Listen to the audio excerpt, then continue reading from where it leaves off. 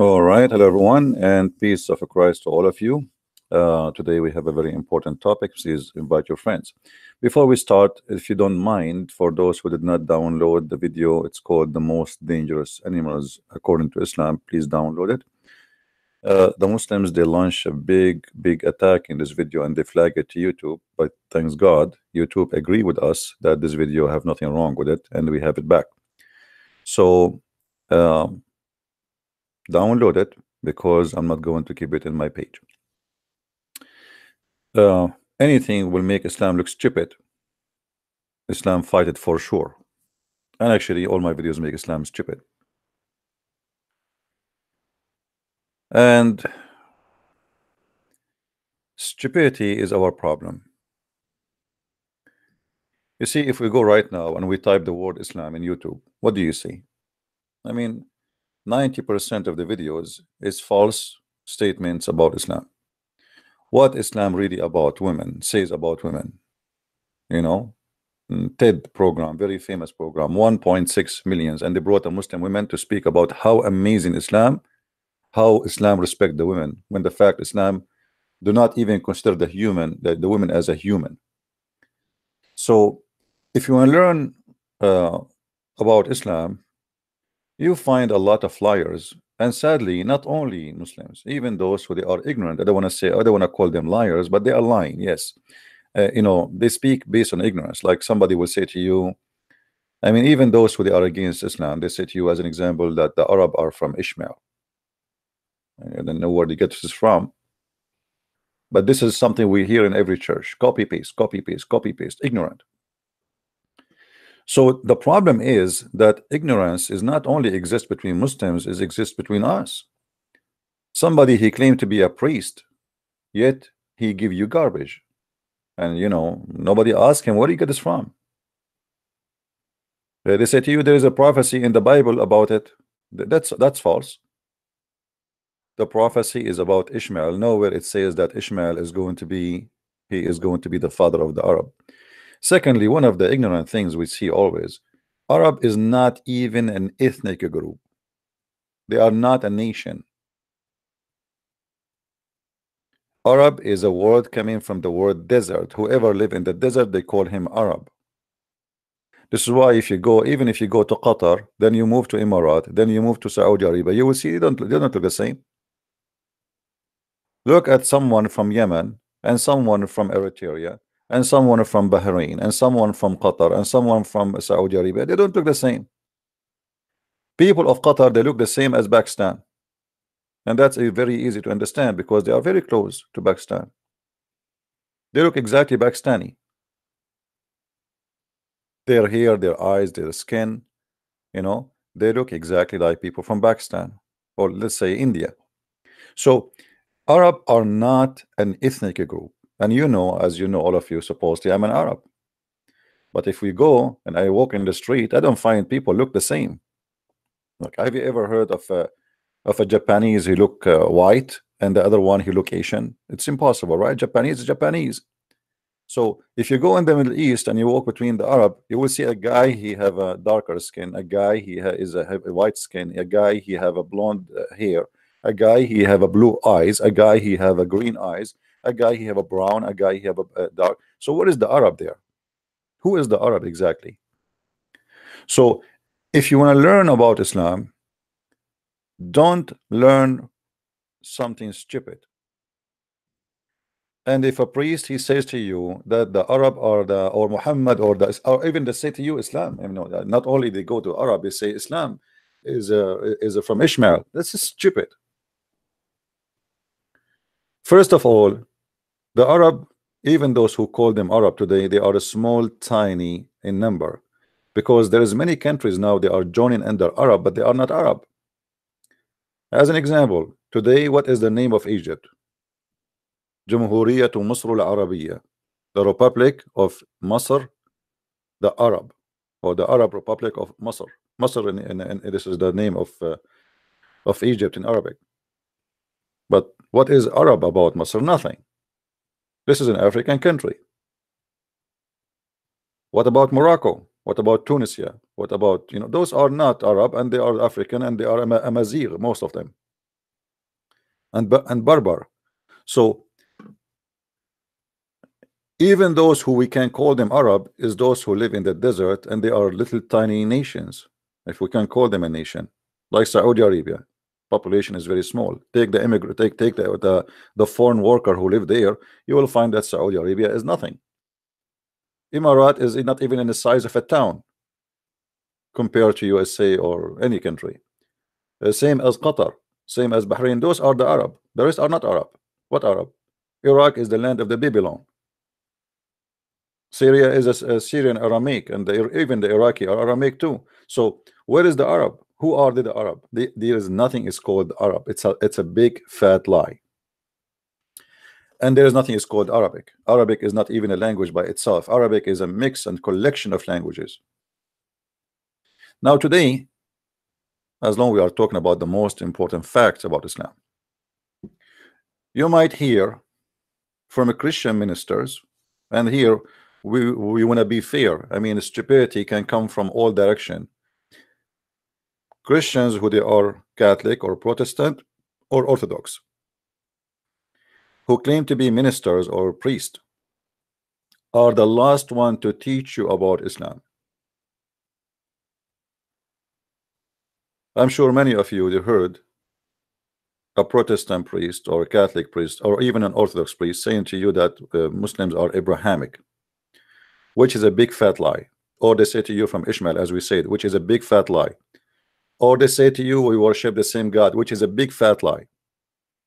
So when you go to a church, try to examine your minister, see how much idiot he is or how much knowledgeable, because it cannot be both. You know, either you are an idiot of the village or you are knowledgeable. Because a person who spent his life supposedly studying to be a priest, and then he do not know where is the Arab coming from, and he do not know if Muslims worshiping the same God as we do, and he do not know that they are Abrahamic or not, then he is an idiot. Correct? So don't take your knowledge from idiots. And it doesn't matter if they are wearing a uniform of a priest or a minister. Like James White, he says to you, and he is a Protestant supposedly, he said that whoever says Islam is, you know, like somebody asked him, do the Muslim worship the moon god? He says, how that can be? This is impossible. Why? Because the Quran says don't worship the moon. I mean, how stupid that answer is. If the Quran says don't worship the moon, that means don't worship the moon god. What the moon god have to do with the moon? Worshipping the moon god is not worshipping the moon. We have to understand what is the moon god. If we go in the Quran proves that Islam worship the moon god. If the Quran says don't worship the moon, don't worship the sun, does not change anything, that Allah is nothing but the moon god. Why? Here we go.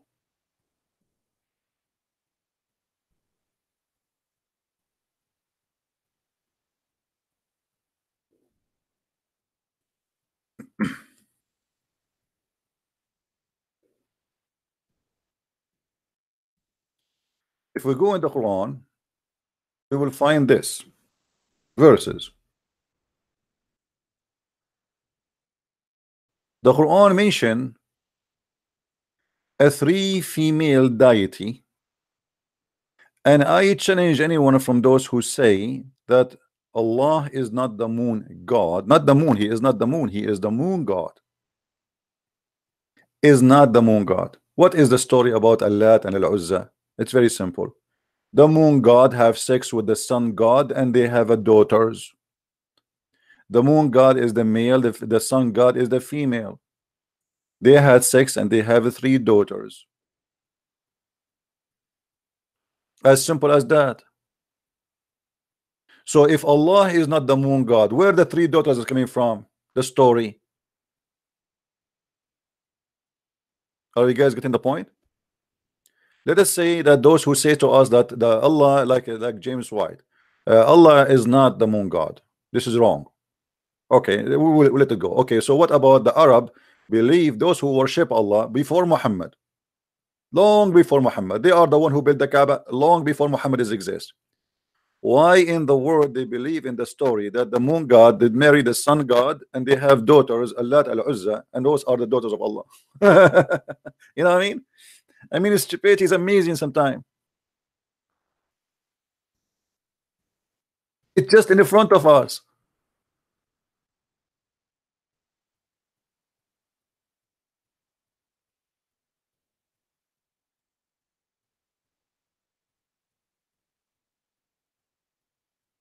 In chapter 16, verse number 57, it says the following. Let me get you the verse.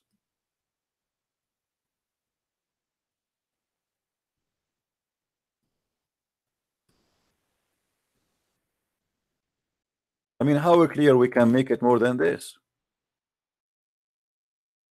And sometimes, you know, if, like you feel like you wanna pull your hair up, like, you know, I cannot take it no more with the stupidity and the madness and the garbage which they try to feed to our childrens and our families. You go to the church supposedly, you think that you are going to listen to somebody he have a knowledge, but you go there, you see nothing but a donkey who is wearing a uniform, claiming to be a priest, taking the stage to teach you false information in order to deceive you, because this is all help the devil to convince you that Muhammad is Abrahamic. And as long as he's Abrahamic, so what the problem? And they assign to Allah. You see the translation here. Look at this good donkey. Always when he see the word Allah, he translate the word Allah as God. That's false. Allah is a name, not a word mean God. Garbage in, garbage out. Where is the other donkey translation?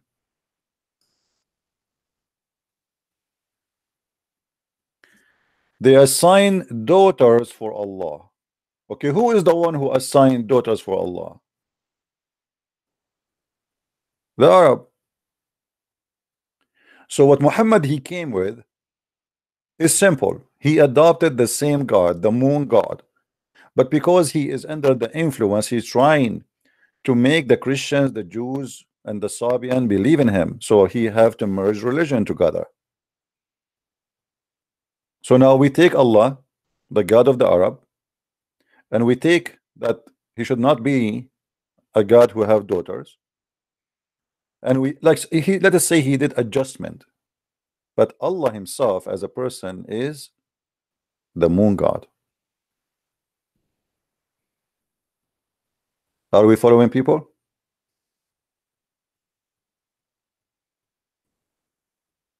I mean, how clear we can make it more than this? Why they even assign that Allah have a daughter? You tell me. Why the Arab they assign that Allah have a daughter? Where the idea is coming from? You can go and search right now. You will find that the moon god marry from the sun god, and they have daughters. As simple as that. Allat and Uzza and Manat.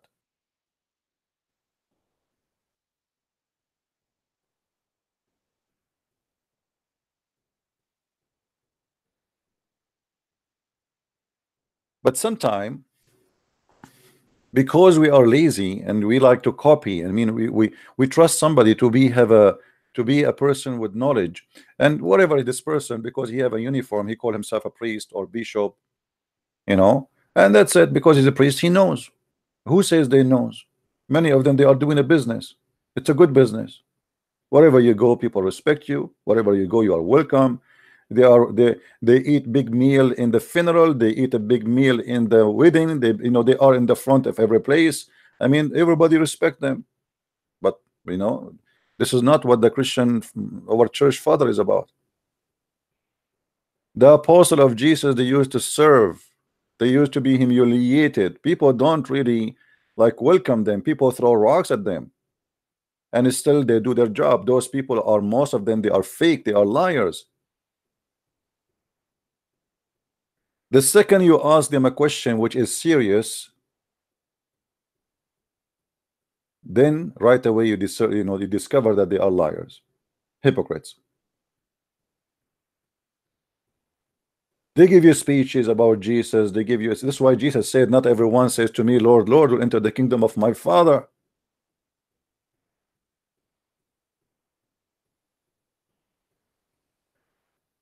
So, my friend,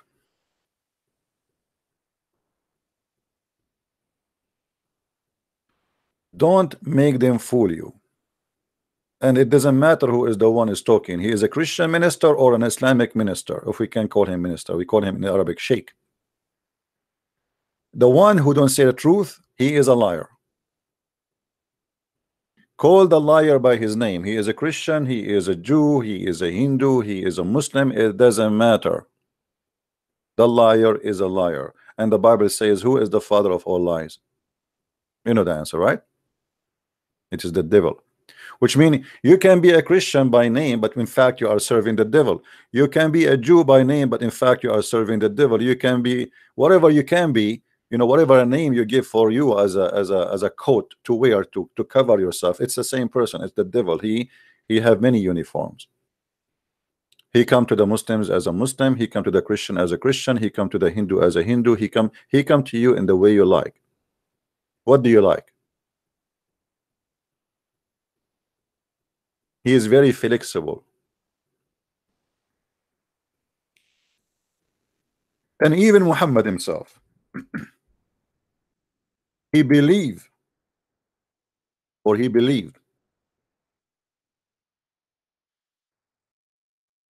that the daughters of Allah are real.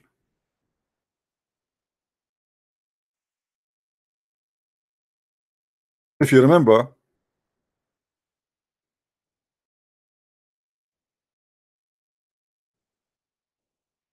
the Muslim, they report to us that the Prophet of Allah, he sent who?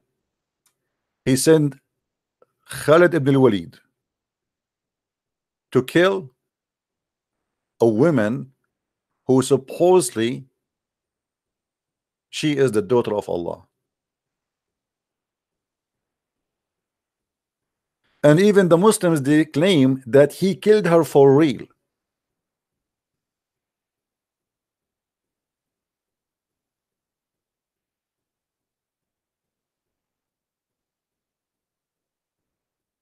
They killed her for real.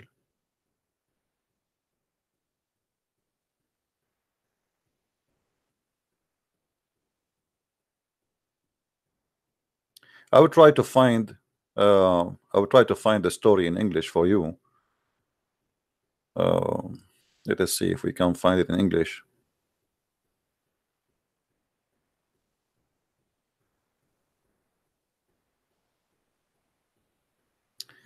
Let us give it a try. Will be good if we can find it in English, but mostly no, but we will see.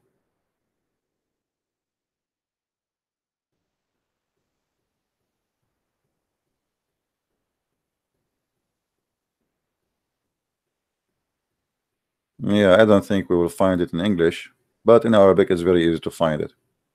If somebody know the story where Muhammad, he sent, actually I'm surprised we cannot find it here. I mean, we should find it, you know.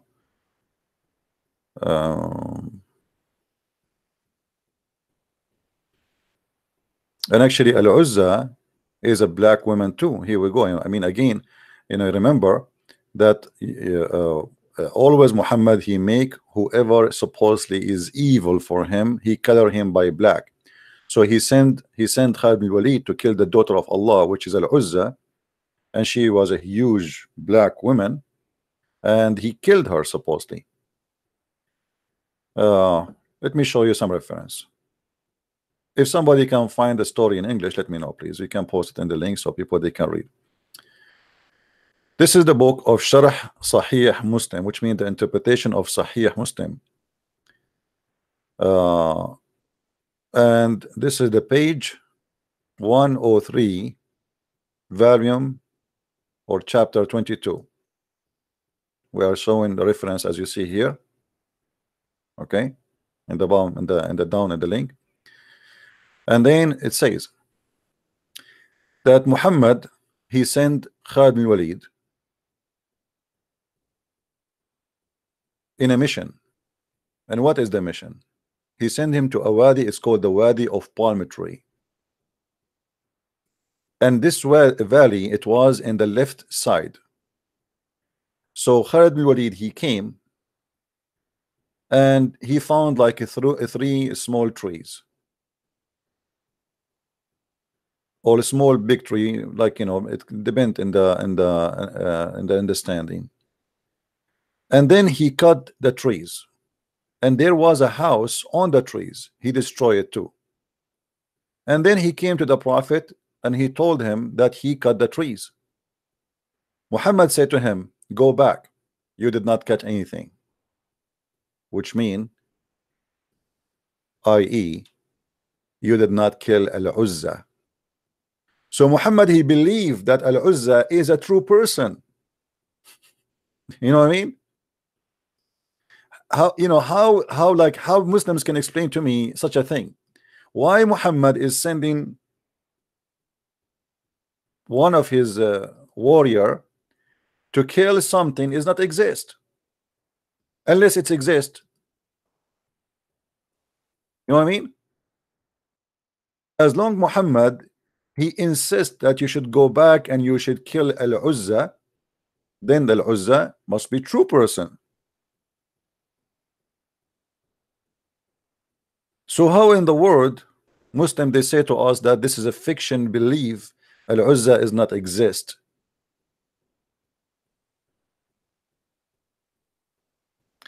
And then here continue the story says, after he told him that I cut the trees, Muhammad, he said to him, you did not do anything yet, you did not cut it yet, which mean, i.e., you did not kill Al-Uzza. Who is the one is talking here is Muhammad. Then he sent back Khalid to finish the mission. So he went and he left, like he looked at the side of the location where supposedly Al-Uzza live, and they look at the mountain, which means they entered the mountains, and they found that in this mountain the news of the sky come to it.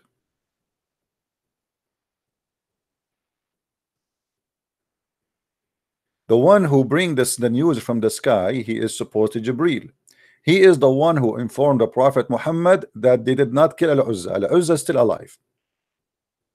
So they went to the mountain and they were screaming, oh Uzza, why you are hiding, oh Uzza, like come out or die, you know, you are like you like it or not, we will kill you. وإلا فموتي رغم أنفك, which mean, if you have a God, well, let him make him crazy. I don't know how stupid that statement is. I mean, if you have a God, make him crazy, which mean, I think they meaning that, okay, let your God come and be crazy on us, like punish us, do something. Or at least, by the way, here this is interpretation, this is not the story. The story doesn't say that. The story, they said that is when they arrived to the mountain, they said to the Uzza, hey Uzza, let your God come out, you know, etc. Blah blah blah blah. And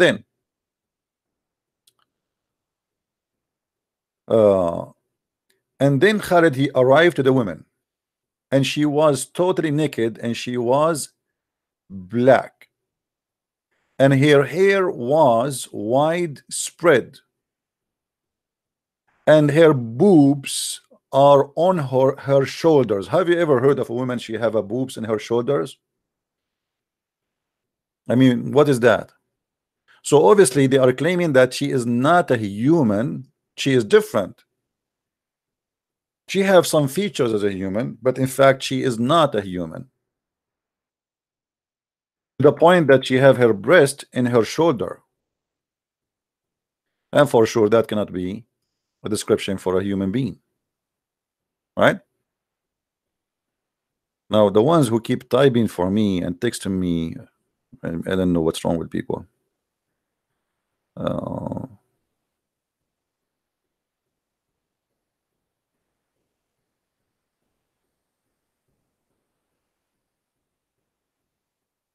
All right, guys, you know,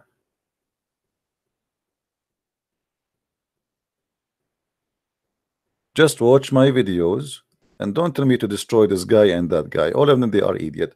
If you have somebody to debate me, bring him here. What I can do? I mean, I cannot chase people one by one.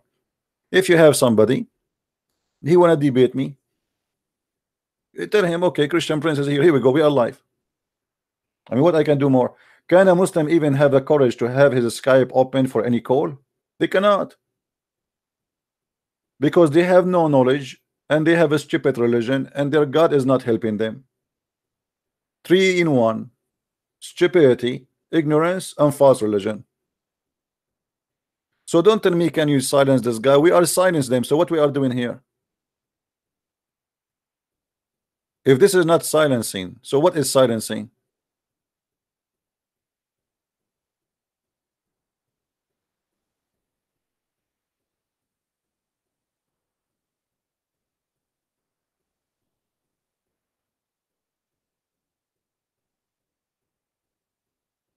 And then people, they send me a link. Okay, this is away from the topic. Can you, like, I mean, come on, guys. So focus. Don't send me any link for anyone, please. I am here to do what I need to do.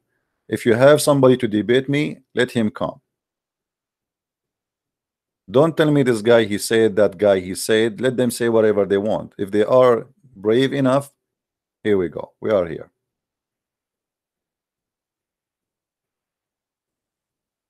Like a Muslim now, he sent me a link for Zakir Naik saying the proof of a prophethood. I wish I can play the video so we can die laughing. Muhammad, he have a proof of a prophethood. Here we go, it's in front of us. Muhammad, he claimed that Al-Uzza is a real daughter of Allah and she is a real person, which means that this woman, she was alive for centuries and thousands of years, because Al-Uzza is exist before Muhammad. Al-Uzza is exist all the hundreds and thousands of years before Muhammad. So now we are saying, by Muhammad saying that he sent Khalid and he killed the woman, her name is Al-Uzza, he just admitted that Al-Uzza is a real person. What a prophethood. Muhammad, he have a proof of a prophethood. Call me and show me the prophethood proof.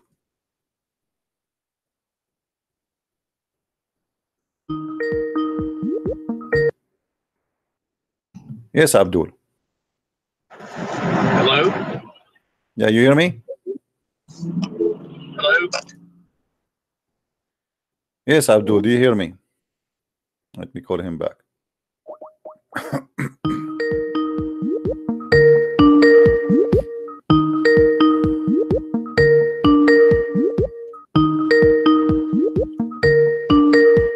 Answer, buddy. Okay, you call me back when you're ready. Muslims, they can serve their own propaganda. I don't blame them if they try to defend their religion. At the end of the day, they are Muslims and they believe that Muhammad is an amazing person. This is what they've been taught. This is what they learned. But we cannot say, okay, answer this guy, because simply I am here answering all guys.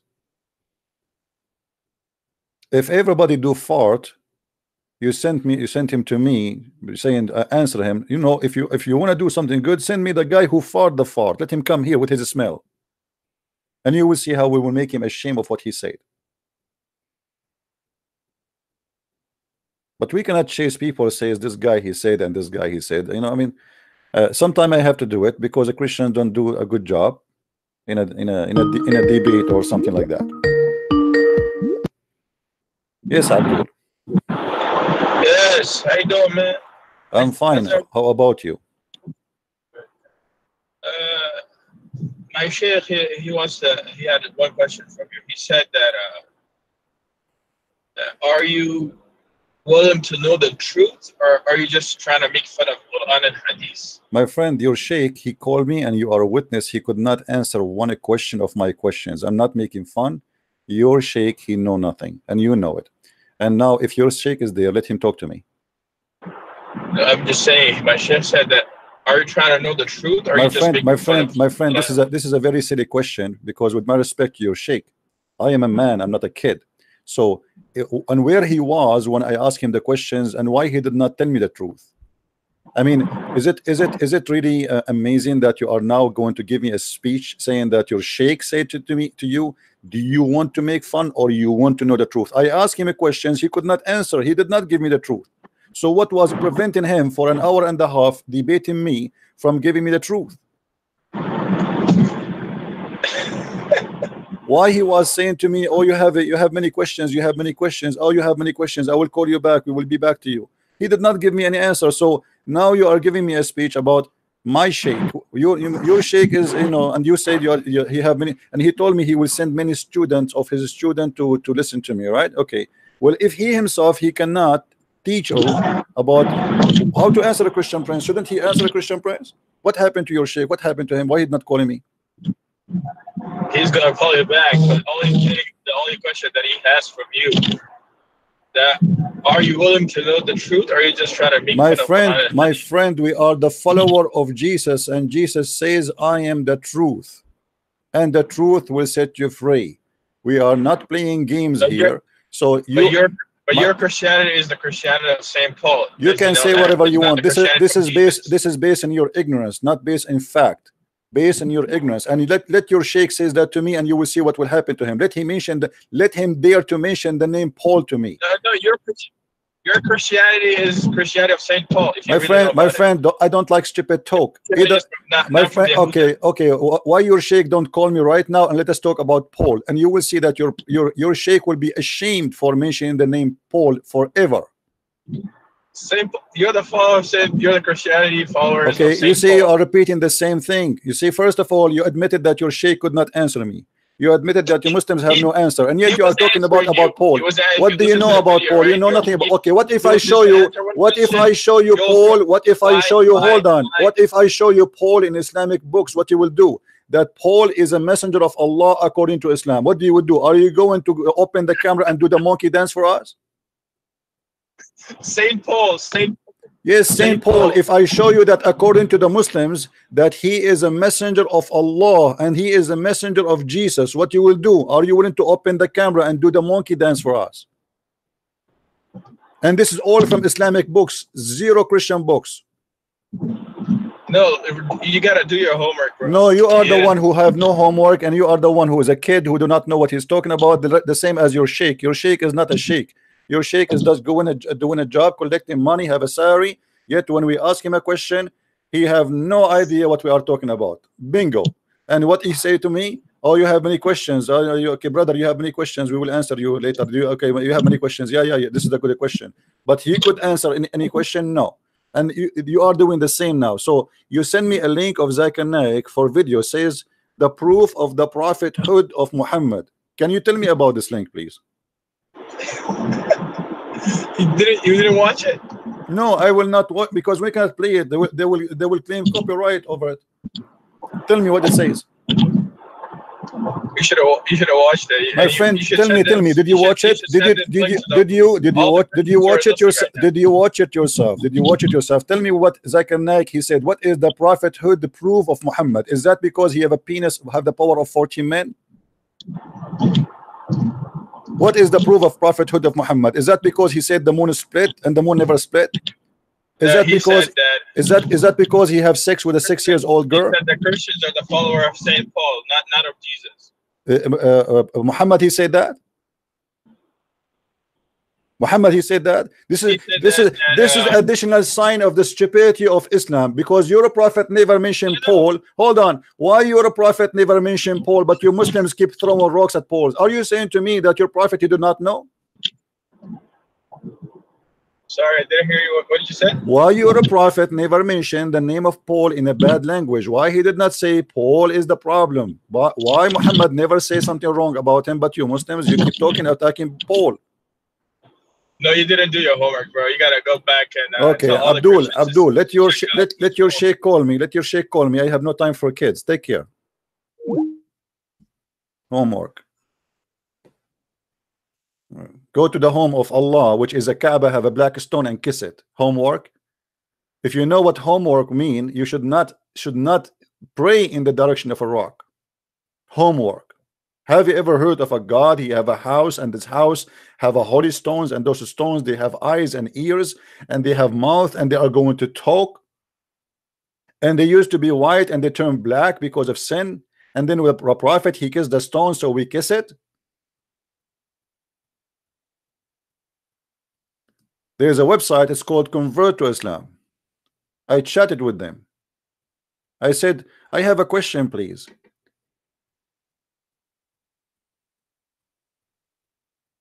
Why about the black stone? Why the prophet kiss a black stone? They said because it's holy. I ask again, and why it's holy? The guy in the other side said because the prophet kiss it. I mean, have you ever heard of something stupid more than this? I just said to you, why the prophet kissed the black stone? You said to me because it's holy. And I said to you, why it's holy? You said to me because the prophet kissed it. And you are telling me do your homework.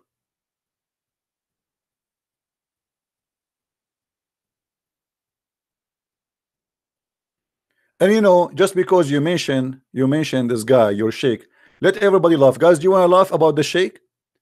Shall we play some of the sheikh debate with me? And you will see how shaky he was. What sheikh? I never debated a sheikh. He can ever answer me anything. Never. Never before, never in the future. And actually debating sheikhs is a lot easier than debating someone like this kid, because kids, they can say whatever they want. They can, you know, it's like it's hard to debate them because they are kids. It's like debating in ignorance is a mission impossible.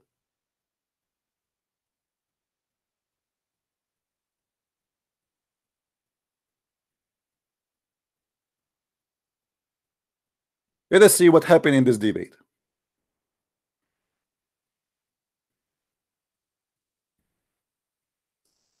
You have a sheikh and your sheikh will call me? You're right.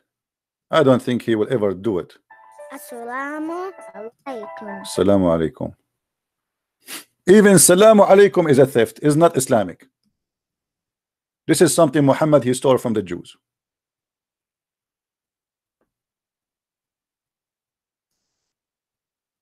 This is your sheikh, my friend. He was very shaky.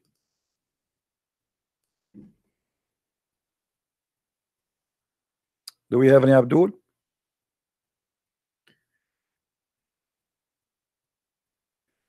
The one who called himself awesome dude. Are you a Muslim?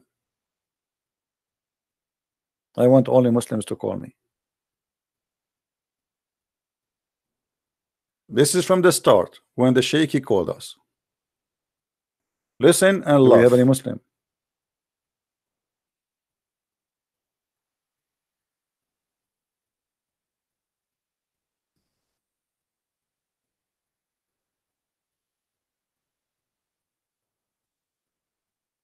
I did not say that. Okay, hold on. We want to call Abbas, give him a chance to explain what he said. Maybe we get him wrong. Abbas is angry now. Don't say that to Abbas. If Abbas get angry, let's see where you don't know what started. It is a must to ask them for intercession, and he bowed down to them. What do you say about that? He never bowed down to them. What he did was that at the time of oh, this is the sheikh. He called me here. Let's see. It is a must to ask them for. Hold on.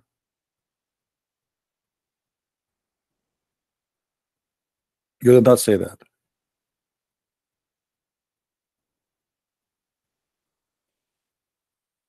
Call me, Abbas. Call me.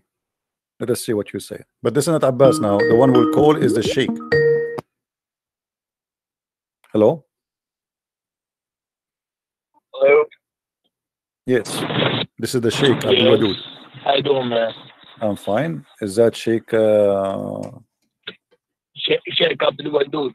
Welcome, Sheikh Abdul Wadud. How are you doing, my friend? I'm good. How are you, man? I'm all right. Everything good? I'm very good. So I've been told by one of your students you want to call me and explain to me something about the Quran, if you don't mind. Yeah, I want to explain it.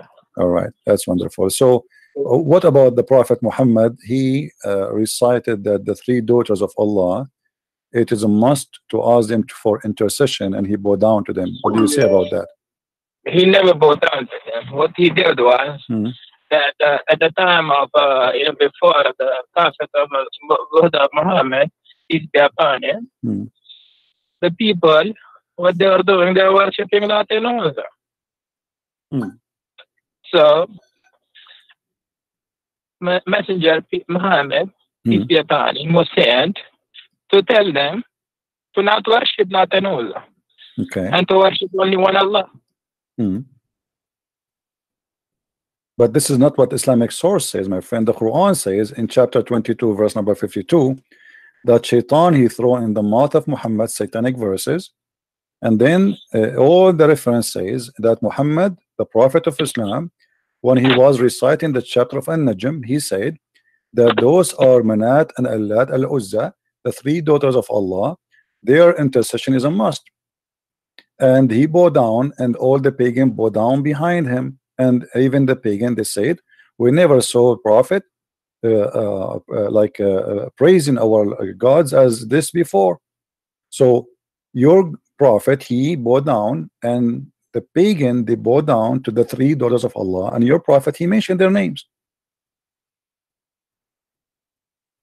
Do you hear me, Sheikh? As I told you, that at that time, if you know the history of Arab, those people, they were worshipping Lat and Uzza at that time. So Allah was telling them to not worship. Yeah, I know that, but why Muhammad he bowed down with them? You see, I have a story written by you Muslims, not by me. You see? Okay, bring the history in front of me so I can see it. Okay, do you see the screen? Do you see my screen? Just wait a minute, my student is working on it. Okay.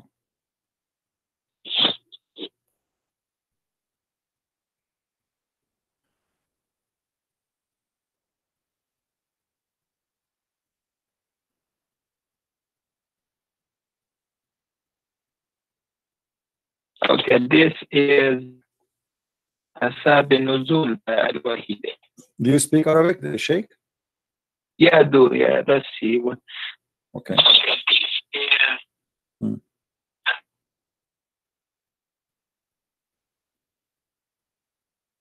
Okay. Let me highlight for you so you can see.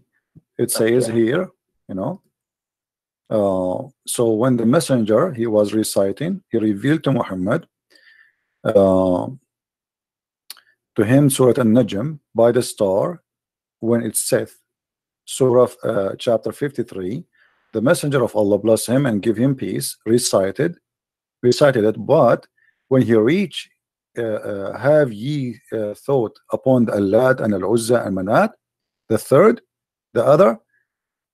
Chapter 53 verse number 19 to 20, the devil put in his tongue that he had secretly wished and hoped for, and said, these are the mighty grands, the Gharanik, and their intercession is to be hoped. And then when Quraysh heard him saying that, when Quraysh they heard this, they were very pleased. And the messenger of Allah, bless him and give him peace, carried on reciting until the end of the surah, and then he prostrated, and the Muslims followed, and they prostrate, and all the idolaters they're prostrated there too, and those all they were present, whether they are believers or disbelievers, all of them they bow down together, except a man, his name is Al-Walid, because he was an old man. So your source, my friend, saying clearly that your prophet, he worshipped the three daughters of Allah, he granted them prayer, and he was teaching, claiming that Allah taught him to say that the three daughters of Allah, they are to be worshipped and ask for intercession. What do you say? If you look at the translation, right? The translation is telling you the messenger of Allah, Allah bless him, gave peace and care on reciting the end of the surah. So that means that he was reciting Quran and he went to sajda to Allah. He didn't do sajda to the Lat and Uzza. Yeah, but he mentioned already he mentioned that Allat and Al-Uzza, three daughters, he acknowledged them as their intercession is a must, and then he bowed down at the end, no problem. That was the problem. That was the problem at that time, that the Mushrikeen in Makkah, they were worshipping Lat and Uzza. And your prophet, he worshipped them, as you see. He mentioned their name. He was reciting the verses of Quran. Okay, what he said? He said that the three daughters of Allah, their intercession is a must. Right? So your prophet. That was the must for the Mushrikeen in Makkah. Yeah, but he is the one who said that. He is the one who said. He said that was the must for the mushrikeen in Makkah. No, he did not. No, he did not say it's a must for the mushrikeen. He was reciting chapter of the Quran. He was not reciting what they believe. He was reciting Quran, chapter of An-Najm. So he was reciting An-Najm, and he inserted in An-Najm that the three daughters of Allah, their intercession is a must. He is not saying, don't say that he was saying it's a must for them. That is not true, my friend. That is not to fabricate. Don't fabricate things some your prophet did not say. It's not fabricated, brother. I think you have a lot of questions about Islam. I think you are questioning Islam, but it's so much that you have read everything. Good. That's well done for you. You have read it, but you have not read it with a scholar of Islam. So you need to sit with a scholar and learn from them to teach you the Quran and Hadith in detail. So you can know what Quran and Hadith really is about. So you're asking me now to go and learn from the scholars. I thought you are a scholar, you are a sheikh. Yeah, that's what I'm saying. So as long as you are a sheikh, why you are changing what is written there? It says that the prophet, he said that the three daughters of Allah, the Garaniq, their intercession is a must. At the end, he bowed down, and all the pagan, they want to bow down together. And not only that, the people of Quraysh, they said, we never heard Muhammad creating our gods as much as good as today. So here we go. He agreed them. He said their intercession is a must, and he bowed down at the end, which means he bowed down for whatever he said. Whatever he said in that chapter, he bowed down and he started worshiping. He said that the three daughters are included in his prayer. He prayed. He's saying, reciting Quran, and then he says the three daughters of Allah, their intercession is a must. And then at the end, he bowed down. He bowed down for what? For every word he said before he bowed down. So yes, he bowed down to the idols, the three daughters. And as you see, even the Quraysh, suddenly all of them together, they are worshiping the same God. And not only that, they said, Muhammad, he never mentioned our gods as good as today before. And this is why people, they thought that Muslims and the Arab, they became united because now they are worshiping the same God, and it is Allah, and it is the daughter of Allah. So don't tell me go and ask the scholars.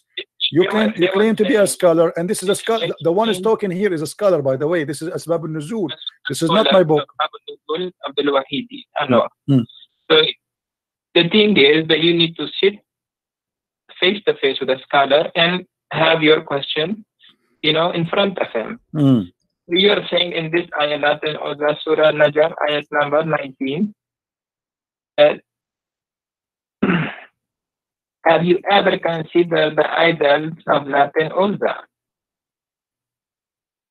And then about the third, and the Manat, then is it that you have male and female? He Allah has females, and it's totally unjust division. And after that, there is nothing but the names you and your forefather have invited. Allah has sent down no authority attached to them. They are the following nothing but conjunction, and what their soul desire, while guidance from their Lord sorely reach them. Yeah, but the question, my friend, the Quran is saying now that Shaitan. Yeah, but the Shaitan, the Quran, the Hadith says, the Quran says that Shaitan, he throw in the mouth of Muhammad satanic verses, correct? Shaitan was trying to do that, but Muhammad never listened. No, not trying. My friend, let us be honest. The statement in front of you, where it says he was trying, he was not trying, he was successful. As you see, it says here, the devil, he throw in his tongue. He throw already, and your prophet recited that. He did not try, it was successful. Your prophet, he said that the three daughters of Allah, their intercession is to be hoped for. So he was not trying, he did. When the messenger, read carefully with me, my friend, okay? Read carefully, please. When he arrived reciting Allat and Uzza and Manat, the third, the devil, let us read together, the devil put in on his tongue what he had secretly wished and hoped for, which means the devil he wished for. These are the mighty grants, the Granite, and their intercession is to be hoped for. So your prophet, he said, what the devil he put in his tongue, said that, and everybody heard him, that the three daughters of Allah, Allat and Manat and Uzza, their intercession is a must and hoped for. So your prophet recited satanic verses. And not only that, you will see in the same page, you will see that the angel later, angel Jibril, came to Muhammad and he said to him, those verses you recited before is not from Allah. Here we go. At the evening, read with me carefully. At the evening, Jibril, peace be upon him, went to the messenger of Allah, Allah bless him and give him peace, and said, what have you done? You recited to people that which did not bring from Allah. Glory is to He. And you said what I did not say to you. So my friend, don't tell me that Shaitan was trying. Shaitan was able and he was successful. And even Jibril, he came to Muhammad and he said to him, what you have done. Go ahead, my friend, answer. So if you know that most of the tafsir of the Quran, that you know there is not, sometimes they're not recommended by all the scholars. You know about this, right? What is the one you recommend for me? As long as this one is not recommended. I would recommend Ma'arif al-Quran by my student. He's telling me to make it easy for which one? And by Mufti Muhammad this is a new. Are you Ahmadiyya or something? This is a new. Those are real scholars. Who are those scholars? Those are not scholars. I never heard of them. So you are saying to me, Imam like Al-Wahidi, At-Tabari, the real Imams are not considered by you, but a guy who just born yesterday, he made a book, and this is the one who will explain the Quran to us. Don't you think that this is hypocrisy? It's not hypocrisy. So how you don't accept the scholars? How come now this guy you are calling him Mufti? He learned his religion from who? From those scholars. So how now he can explain the Quran better than them? Better than them. Why? How he is what? He is so good. So now what we will do with this? Are you saying that this guy what can you read for me what this guy he said about this verse?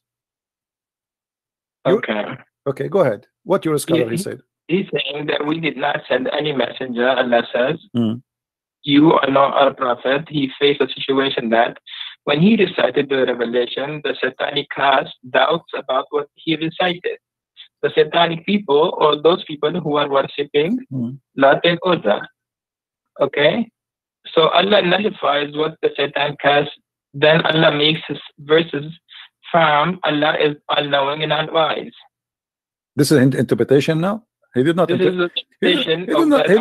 not give interpretation. He's just quoting the verse again. I mean, this is funny. How this can be interpretation? He's just my friend. Okay, I will go with this funny interpretation because he did not give interpretation. He did not give interpretation. Secondly, you just admitted that Shaitan he cast in the mouth of Muhammad, and Allah will delete it.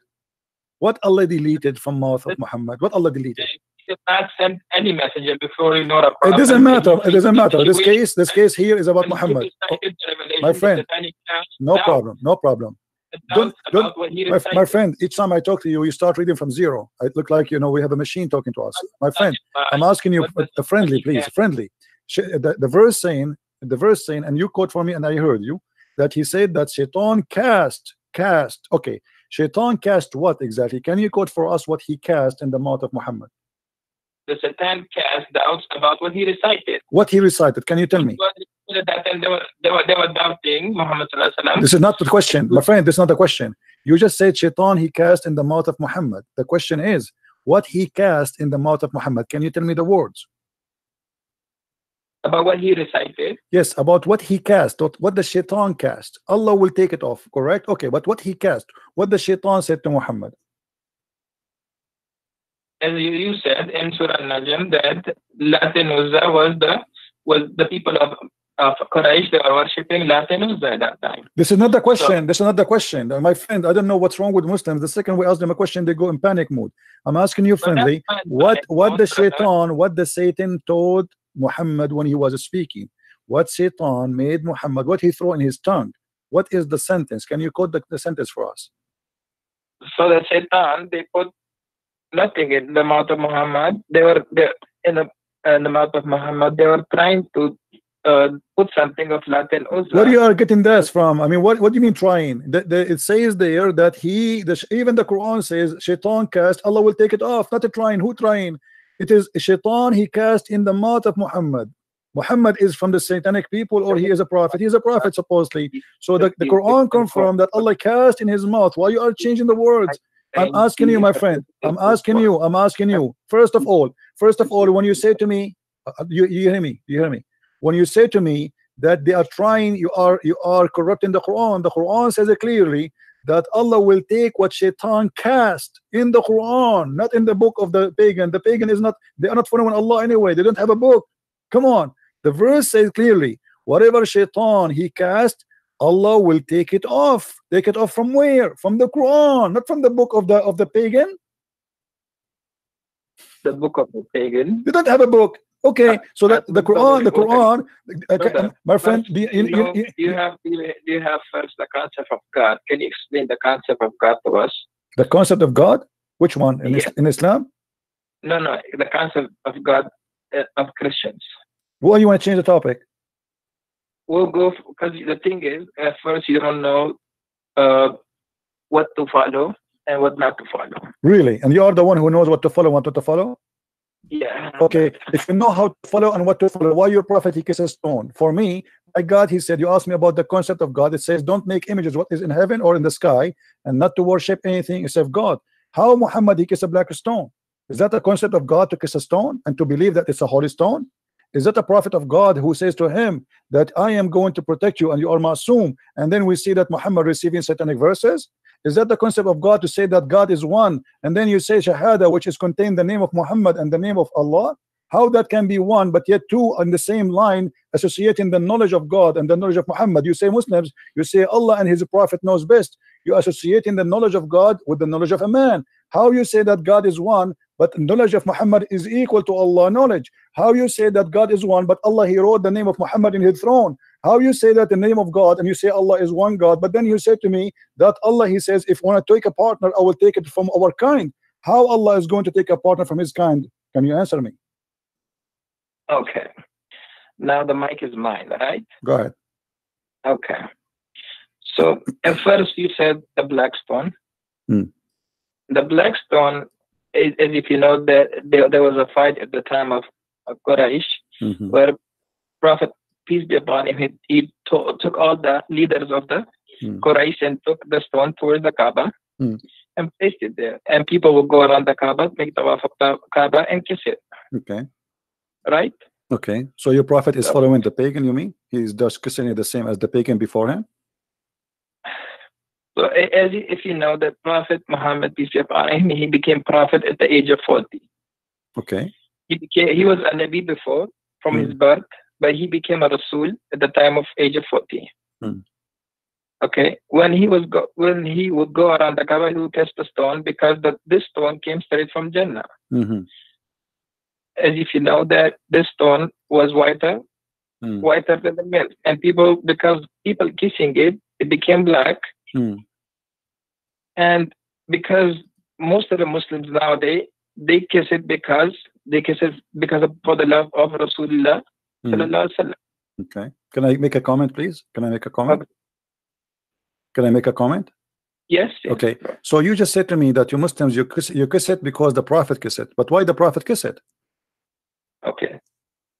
So our Prophet, peace be upon him, he kissed it because it was made by Allah in Jannah. Okay. But you just said to me, my friend, hold on. But you just said to me, we kiss it just because the Prophet kissed it, which means you are saying we don't kiss it because Allah he made it, we kiss it just because the Prophet kissed it. Everybody heard you. And that is a contradiction, because if you are just kissing it because Muhammad kissed it, not because of anything else. Ayah of the Quran, Ati'u Allah wa Ati'u Rasul. Okay, no, it doesn't say actually Ati'u Allah wa Ati'u Rasul only. It says Ati'u Rasul wa Ati'u Allah, which means obey Muhammad first and then you obey Allah, correct? Okay. So how? If you know the ayah. Yes. So how you say Muhammad is a prophet when the Quran says you have to obey Muhammad first before you obey Allah? So that's the command of God. It's a command of God. How I know that this is the command of God? If God tells you to first follow Jesus and then follow God, my friend, how I know that this is the command of God, and why God he says obey a man first and then obey me? Shouldn't say obey me only because a man is a sinner and he can do bad stuff. Is Muhammad God? He don't do any mistakes. How you say to you, how he say to you, obey Muhammad and then obey Allah, and why Muhammad first and then Allah second? How Allah can become second before? If you know that all the messengers of God, they are all masum, they don't have any sin, they are sinless. That's not true, my friend. Isn't it the Quran says that Allah he forgave Muhammad for the past sin and the coming sin? So are you saying to me Allah he did lie in the Quran? Listen first. You wanna listen to me, or you wanna keep on, because you I'm listening, my friend, but you are making a contradiction. I have to make a point before you change your mind, because it says in chapter 48 verse number 2, may Allah forgive to you your sin in the past and your sin in the coming time. So how you say to me Muhammad is ma'soom, but the Quran confirm that Muhammad is a sinner? Allah is telling through the mouth of our prophet. He's telling us that Allah will forgive the sins of those who accept Islam. No, that's not true. Not true, my friend. Chapter 48 verse number 2 is speaking specifically about Muhammad. So please, if you are a sheikh, you know, I accept from you a decency and honesty, not lies. Are you fabricating the interpretation for the verse, making it about the Muslims? This is about Muhammad himself, not about anyone else. Why you are, my friend, changing the meaning? I don't want to say the word liar. I promise myself to speak to your respect, but this is absolutely false what you said to me. This verse only about Muhammad. What are you talking about? Chapter 48, verse number 2. 48, verse number 2. Okay. Al-Fath.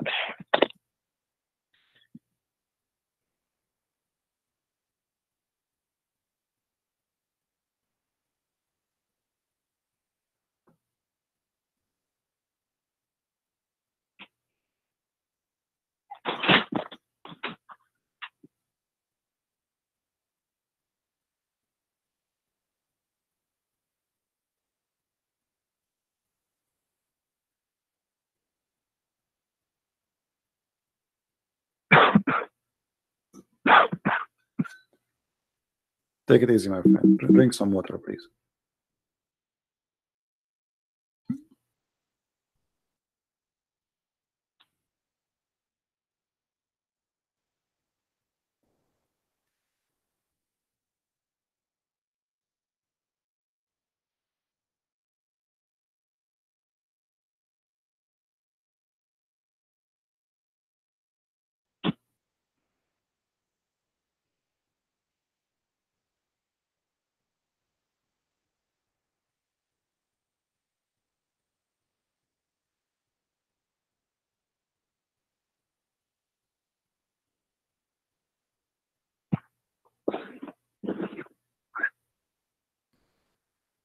So if we go back to the history of this surah has been revealed when Makkah was fatah. When Muhammad he came back to Makkah and he forgave all the people of Makkah, all the people who did all the bad things to Muhammad, peace be upon him, at that time. Yeah, but this is about your prophet. The Quran confirmed that he is a sinner. So don't tell me that this is about the believers, not about Muhammad. So now we correct the thing. Thank you very much. So the Quran confirmed that Allah may forgive the sin of Muhammad and his in the past and the one to come. So how you say to me that the prophet protected, but yet he is a sinner? And at the same time, that would be a contradiction, because how he said to us, obey Muhammad, he is a sinner, obey him. Obey him, whoever obey Muhammad, obey me. But now I have to obey a sinner. That will make me obeying God. But if you are a sinner, that means I have to obey any sin you do, because you are a sinner, you are not perfect. Are you Muslims saying that Muhammad is a perfect God, but he's a man? We're not saying that he's a God. Okay. We're saying the prophet of Allah. Okay, but you are saying to me, he's ma'soom. What ma'soom mean? Ma'soom does not make mistakes, correct? Yes. Okay, but how he don't make mistakes, but he do sin? Sin is a big mistake. Sin is a big mistake, not a mistake.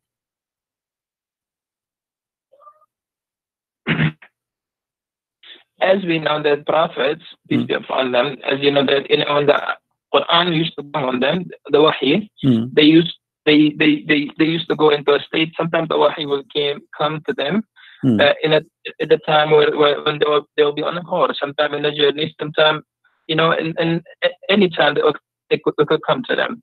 from Allah. So sometimes if there was a problem. So if you really look into the Quran, and you have so many questions, I know that you anytime if I speak and speak, you will keep on asking and asking and asking questions. You know, we are not asking questions. We are in the topic, my friend. Me and you, my friend, we need to sit together. We need to sit together, and inshallah, we need to sit together, and inshallah, Allah will help you understand and understand the wisdom of the Quran and what is the why everything was revealed in this way, and how the ayahs of the Quran was revealed, and how the Quran was compiled together. And inshallah, you will have a better understanding. So my friend, inshallah, you will not answer me. Inshallah, you have no answer. Inshallah, you are telling me I cannot answer you. Yeah, then answer me, my friend. Then answer me. Why you are giving me this speech about inshallah, inshallah? I have a question for you, and you are trying to avoid it. Inshallah, you will not answer me. Inshallah, we will sit together. You know, my friend, we will not sit together ever. I mean, I don't know where you live. I don't know who you are. So what do you mean, inshallah, we sit together? I want an answer. How you say to me that the Prophet is Masoom, protected? Do you live in New York? No, I don't live in New York. I live far away. No. But anyway, we do not need to sit together. Here we go. We are talking. Everybody can hear us nice and clear. So the Quran confirmed that Muhammad is a big time sinner. So how the Quran says to us, if you obey Muhammad, you obey me. But Muhammad is a sinner. How I can obey God by obeying a sinner? It's like, imagine I am going to obey a guy. You just told me he is a sinner. And the Muslims, sorry to say, they lie to us. They say Muhammad is protected by God. He don't do sin. But as you see, the Quran in many verses, by the way, this is one of them, confirm that Muhammad is a big time sinner. And not only that, what kind of God? He gave a permission and license for sin to Muhammad. He said to him, I forgive your past and your coming sin. What is that? Since when God he gave a license for sin? Why Muhammad he can sin as much he has, even sin for the future he will forgive it? What does that mean? So if you believe in God, right? Do you believe in God yourself? If you believe in God, if you know that God, even today, if he says, if the day of judgment happens today, right? And God says, I will enter all the people who are making shirk against me, I'll make them enter into Jannah. Would you question him? It's not about a question. I question why not. I mean, I question if something doesn't make sense. If there's a isn't it the Quran said, my friend? Isn't it the Quran says why they cannot understand the Quran? If this book is not from God, you will find a lot of contradiction. So Allah, He told you that if you know, this is how you know that this book is from God or not. So He said, yes, question me in this case. I know in chapter 5 verse 101 it says ask not questions, but here Muhammad is trying to silence anyone who asks me question. But the Quran says, Allah yatadabbarun al-Quran. Can they understand the Quran? If this book is not from God, they will find a lot of contradiction. And this is a contradiction. How you say to me that Muhammad is Masoom, and then you say to me Muhammad is a sinner? How you say to me that I have to obey a Muhammad, and then you say to me Muhammad is a sinner?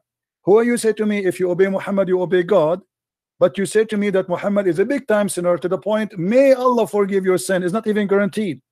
In chapter 4 verse number 82 it says, why they will not then bound the Quran? If it had been from other than Allah, they would have found in therein much a lot of contradiction. So the Quran is giving me the way to discover is book from God or not. So, and the same method I use it in the Quran, it's proven to me Quran cannot be from God. Okay, brother. You have really good questions, and inshallah we will answer all those questions for you. All right, my friend. Okay. So as you know that why was Adam and Eve? Why were they taken out of? Why? Why were they taken out of Jannah? Why? You know why did the devil became the cursed one? Okay, you know why did the devil became the cursed one? No, my friend. Why Adam and Eve was taken from heaven according to Islam? So according to Islam, why Adam and Eve they were taken out of Jannah? Because the waswasa of shaitan, the waswasa of shaitan happened to Eve, and because when the waswasa of shaitan happened to Eve, Eve told his husband Adam that let's go and eat from that tree. When that tree was forbidden for them to eat, when they ate from that tree, what happened? They became naked and they were sent towards the face of this earth where they have to live. Until now, we are from the lineage of Adam and Eve. But this is, my friend, this is a contradiction for what your prophet said. Your prophet said that Adam, he commits sin because Allah, he wrote for him his destiny to commit sin, and Adam, he have no choice. Destiny, yes, that was his destiny. So okay, so how Allah, why Allah, if this is his destiny, how Allah is going, how you just blame the shaitan that he is the one who did whisper in Adam, but the fact it was destiny written by Allah. So the whole scenario written by Allah. Allah, he ordered shaitan to whisper. Allah, he ordered Adam to obey. Allah, he ordered Adam to sin, and then Allah, he punished Adam to sin. So how we can blame shaitan for that if Allah is the one is behind this conspiracy and he is the one who did that to Adam? Adam is a victim. So if you know the history of shaitan, when Adam was created and the shaitan, when Allah told him to prostrate to Adam, what did shaitan say? Well, first of all, why Allah want to say to shaitan to protest? He did not even order him to protest. No, my friend, my friend, in front of everybody, with my respect, in a friendly way, I challenge you to show me where Allah, he ordered shaitan to prostrate to Adam. If you show me that, I will shave my 20-foot mustache. Okay. Go ahead. Wait a minute.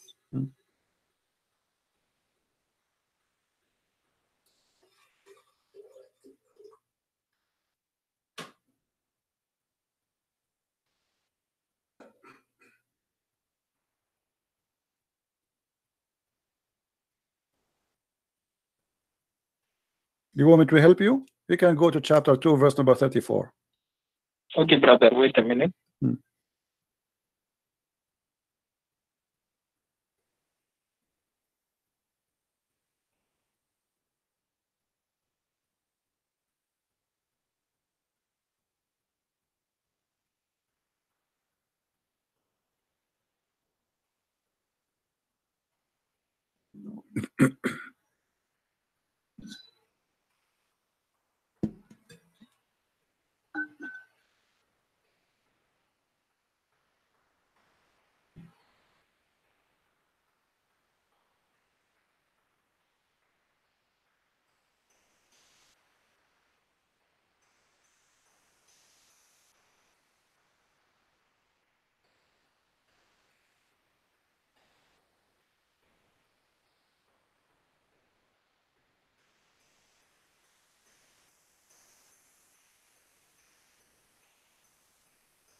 Do you feel like calling a friend or somebody?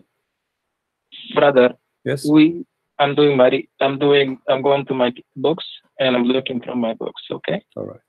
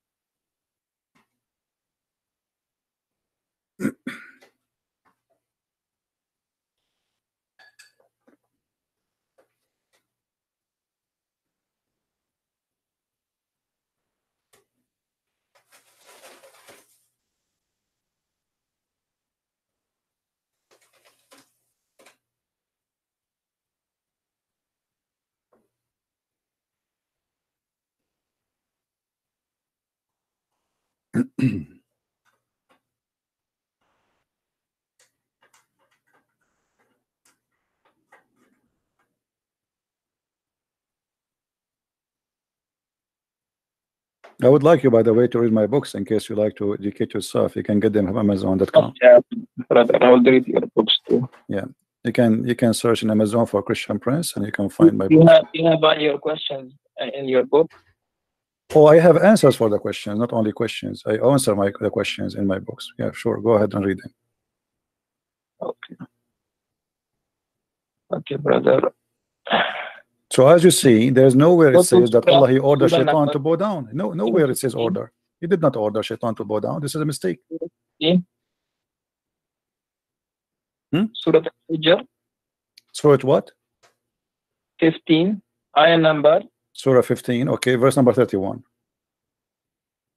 Yeah. Okay, but he did not say he ordered shaitan. It says he ordered the angels. This is a mistake. This is a mistake in the Quran. The Quran is making a mistake, a very, very bad mistake. Because if Allah he ordered the angels to prostrate, why he accepting shaitan to bow down?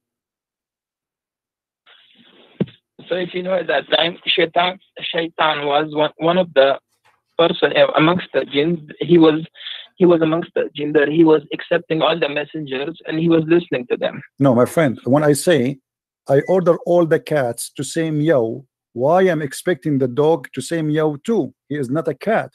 The Quran is so clear. It says Allah he ordered all the angels to prostrate, but Iblis he did not. But Iblis is not an angel. You see, for the Christian, they believe that shaitan is a foreign angel. You Muslim don't believe in that. You believe he's a genie, correct? So Allah he ordered the angels. Why he is expecting shaitan to bow down? This is not even right. If I say my friend was there with the so angels, what so it doesn't matter, my friend. Amongst the angel jinn. Okay, let's say he was there.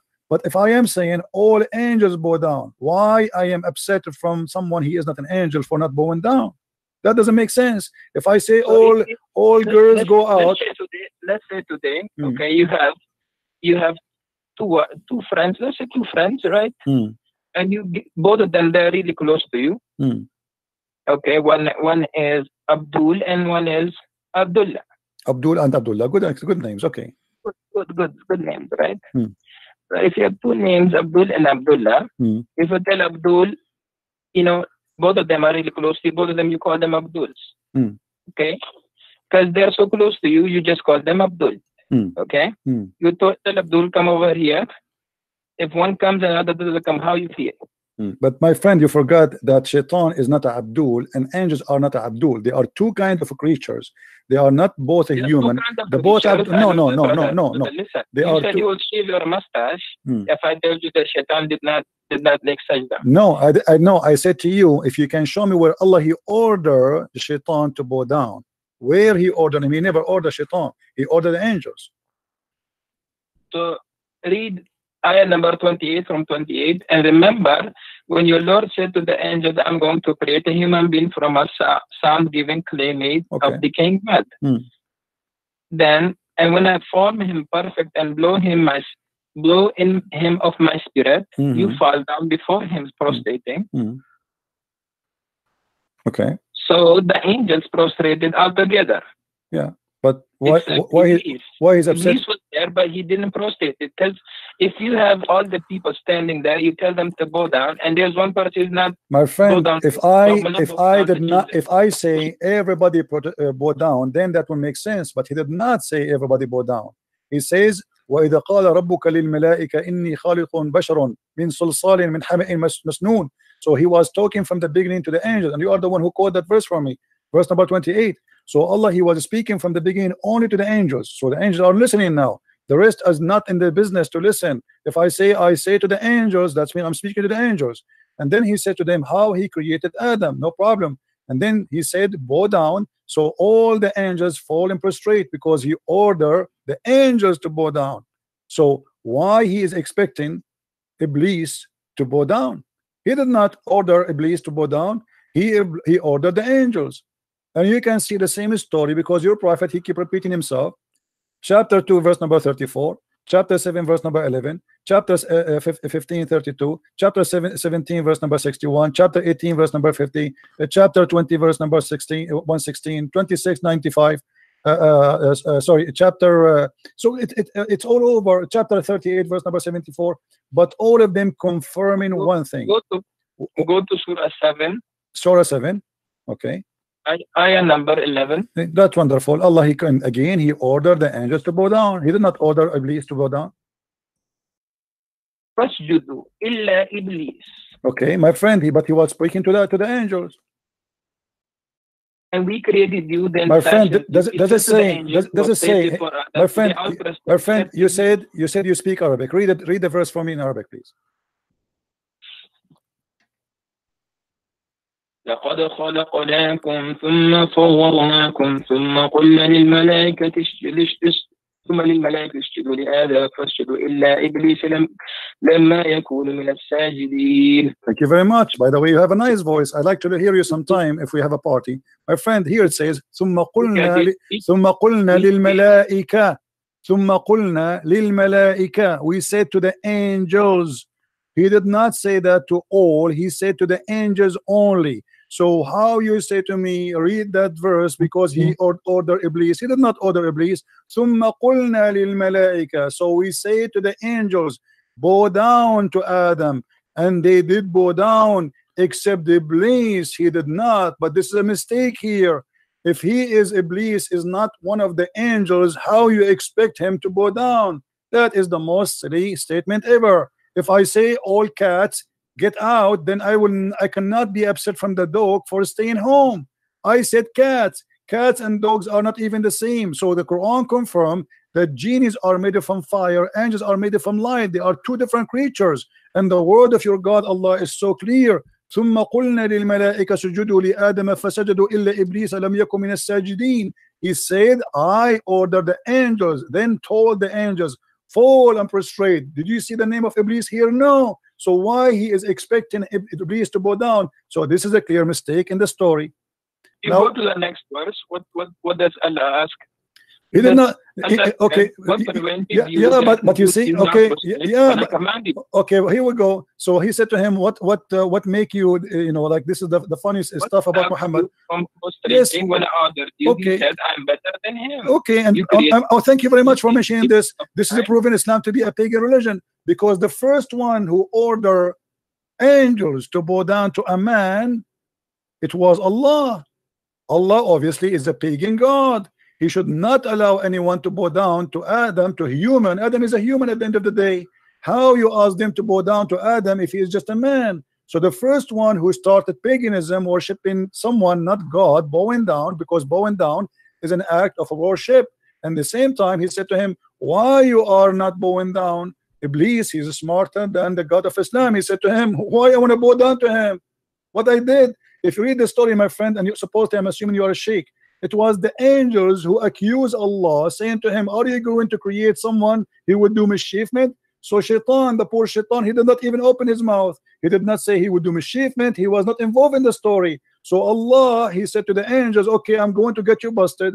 I'm going to teach Adam all the names. And then he brought them and he said to them, okay, Adam, before he brought Adam in front of them, and he told them, I will bring the things in front of you, and I want you to recite the names. They said to him, Allah, only you knows, we know only what you taught us. And then Allah, he said to Adam, okay, Adam, tell them the names. And then Adam started reciting zucchini, potato, tomato, etc. And this is how Allah, he proved that he is all knowledgeable and the angels are wrong. So the whole story is about a fight between Allah and the angels. So what the poor Shaitan have to do with this? And then Allah, he proved to them that because he named the zucchini and the tomato and the potato, the names, supposedly that would mean his God, which is very silly. Because if I have a dog and I call him Susu, and I ask you, what is the name of my dog? And you say to me, I do not know. That does not mean I'm God. I'm the one who gave him the name. What about we do it vice versa, the opposite way? What about the angel? He asked them, okay, name it, give it names, and don't tell me the names, and I will tell you the names, which means I know the unseen. So your God here is fabricating a story, Muhammad, and he is coming with a funny story. The angels fighting with Allah, and then he expected that Iblis, and then Allah, he ordered the angels to bow down to Adam because they said that he would do mischiefment. And then Allah, he says to Adam, to Iblis, why you did not bow down? This is the most silly, funny story ever I heard in my life. Go ahead. Okay, brother.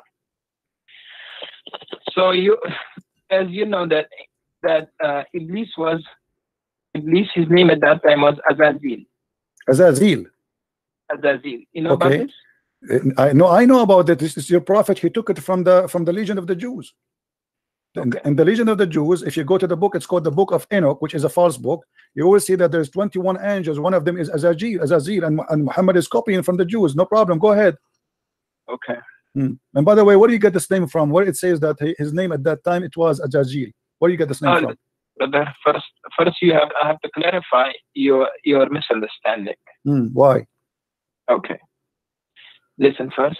You are saying first, if God created you, okay, God created you and God gives you an order to do this. Would you do it or not?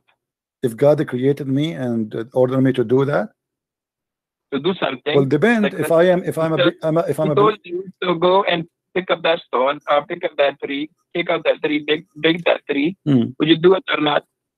Depend, because if I'm a believer, I will do it. If not, I will not. Yeah, that's thank you so much for that. So if you are a believer, you will do it. If you're a believer in God, let's say Jesus peace be upon him, he came today, he told you that Mr. Christian, let's go and kiss this stone or kiss this tree. Would you do it or not? Okay, did Allah say to Muhammad, kiss a stone? You are the one who told me that the Arab. But I'm just giving an example. My friend, you are the one who said to me that the Arab before Muhammad used to kiss the stone. So you're a prophet kissing the same as the Arab pagan Arab, they kiss the stone. He's worshiping the same God. Correct? Wait a minute, brother. So you for something my example was to you was that if Jesus comes today and tells you to prostrate to this tree, would you prostrate or not? If Jesus, he told me to a tree? He told a tree. No, I will leave Christianity. This is an example. I'm telling you, if he said that to me, worship a tree, to bow down to a tree, I will leave Christianity. So why would you leave Christianity if you believe because he cannot be God. He cannot be God then, because he is asking me to bow down to idols. This is not cannot be from God. He's trying to check you if you're obeying him or not. No, my friend, God will not test me by giving me order to do sin. This is false argument. So you are saying to me that your God Allah, he wanted to prove that he is God. He ordered you to kiss a stone. That means he's a shaitan. You know, isn't it you? Is it, you know, it's like, okay, isn't it you? My topics to you is something. I'm staying somewhere else. You're going somewhere else. I'm telling you that if Jesus came today and tell you to prostrate to a tree, try to check if you are obeying him or not. No, you said I will not obey him, because that means he is the Dajjal. He is the false Messiah. He is maybe Muhammad. There's no way Jesus will order me to. I have another question from you. Go, give me that. Try something better. A man comes down to you. In one hand he has Jannah. In the second hand he has fire. And this guy, he can kill and he will bring the person back to life. This guy can make a person poor and rich. And this guy claims to be Jesus. Would you believe it? No. Because the Lord, he said to me, it is the spirit. I have to examine it. So if he teach me false teaching, we don't only go only because the Messiah, he said that there is false prophet and false teachers will come after me. And even he says, not everyone says to me, God will enter the kingdom of my Father, but the one who do is well. And then they said to him, well, isn't it us? We did cast demon and we did miracle in your name. So people, they will come and they make miracles, but they can be false using the name of God. So my friend, that is not the proof that this is Jesus. The proof is his ethic, his teaching. Examine the spirit. The spirit of God is holy. Your God cannot be holy. And you are the one who just a second ago you said to me that the black stone was sent from heaven. What kind of God you will teach that there's a stone sent from heaven and that make it holy? By the way, you are wrong about that, because according to your Islamic books, the black stone became black. It's only because of sin. According to Islamic books, the black stone became black because women, they used to touch their vagina with their blood when they have period, and they place their hand inside the stone, and that is the sin. How it make it, you know, because women at that time, they believe if she is not getting pregnant, obviously Allah Baal is upset and he is not making her pregnant. So what she do, she go around the stones, around the Kaaba naked. Men and women, they go naked. And you know that the Arab before Muhammad, even in the time of Muhammad, used to go naked around the Kaaba. And then the woman, she placed her hand in her vagina and she put it in the wall, in the black stone. You are explaining the Arab before. Yes, but this is what Muhammad, he got it from the Arab. You said to me that Allah, he said that this is a black stone from heaven, but you know, you are trying to ignore what you Muslims say. This is not even the Arab what they say. This is what the Muslims believe. Let me show you, my friend. Here we go. This is Tafsir al-Hawi. You can see the screen, right? Okay. Oh, yeah. Okay. Tafsir al-Hawi. It says that this is your Imam saying وجاء جبريل بالحجر الأسود من السماء, and Gabriel, he brought the black stone from the sky.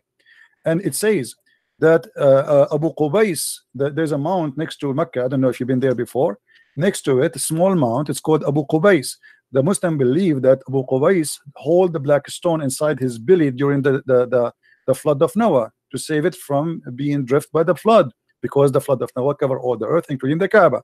And then when the flood is over, فَانْشَقَّ عَنْهُ, so the black stone came over, and then it was hiding during the flood of Noah, and it was a white pearl from heaven.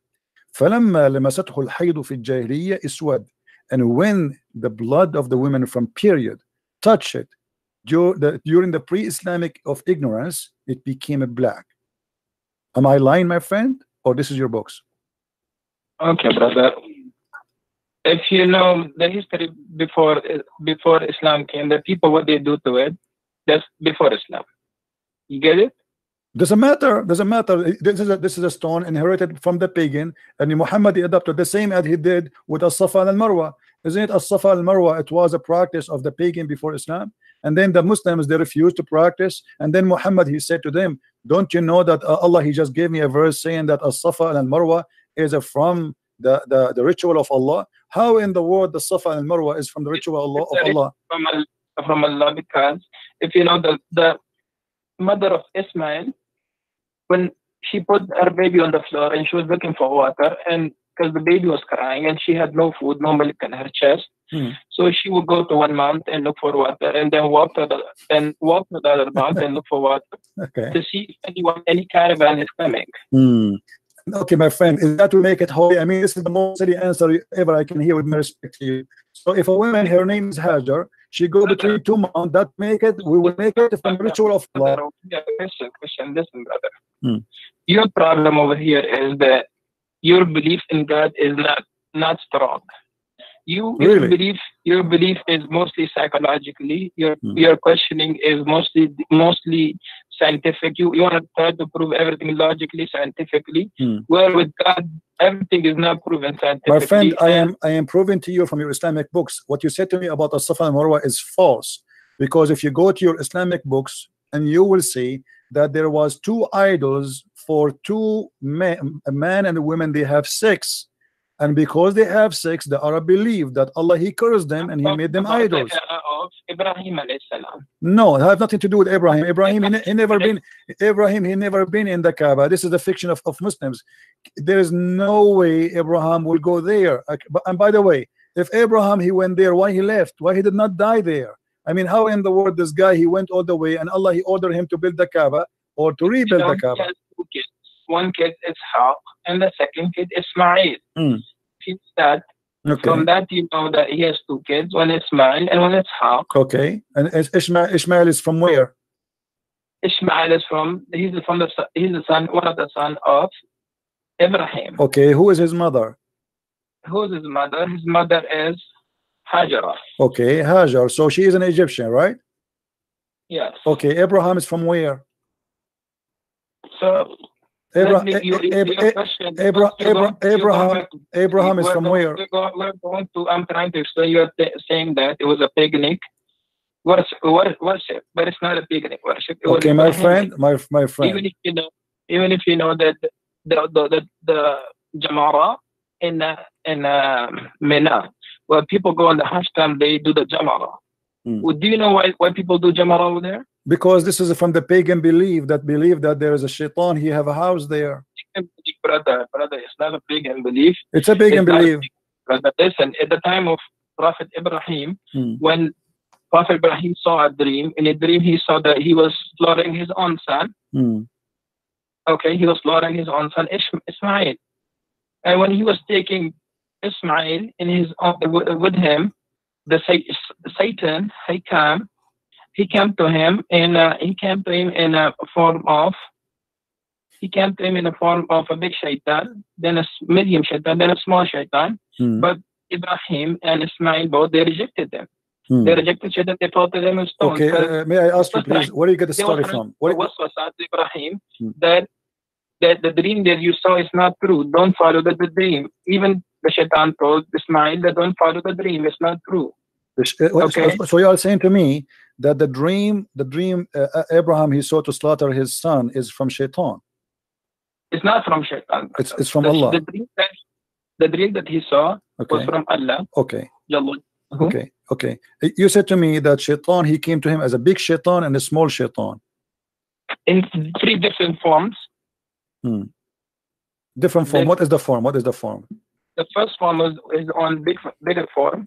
The second form is medium. The third one is the small. What is the form? What is the form? What is the form?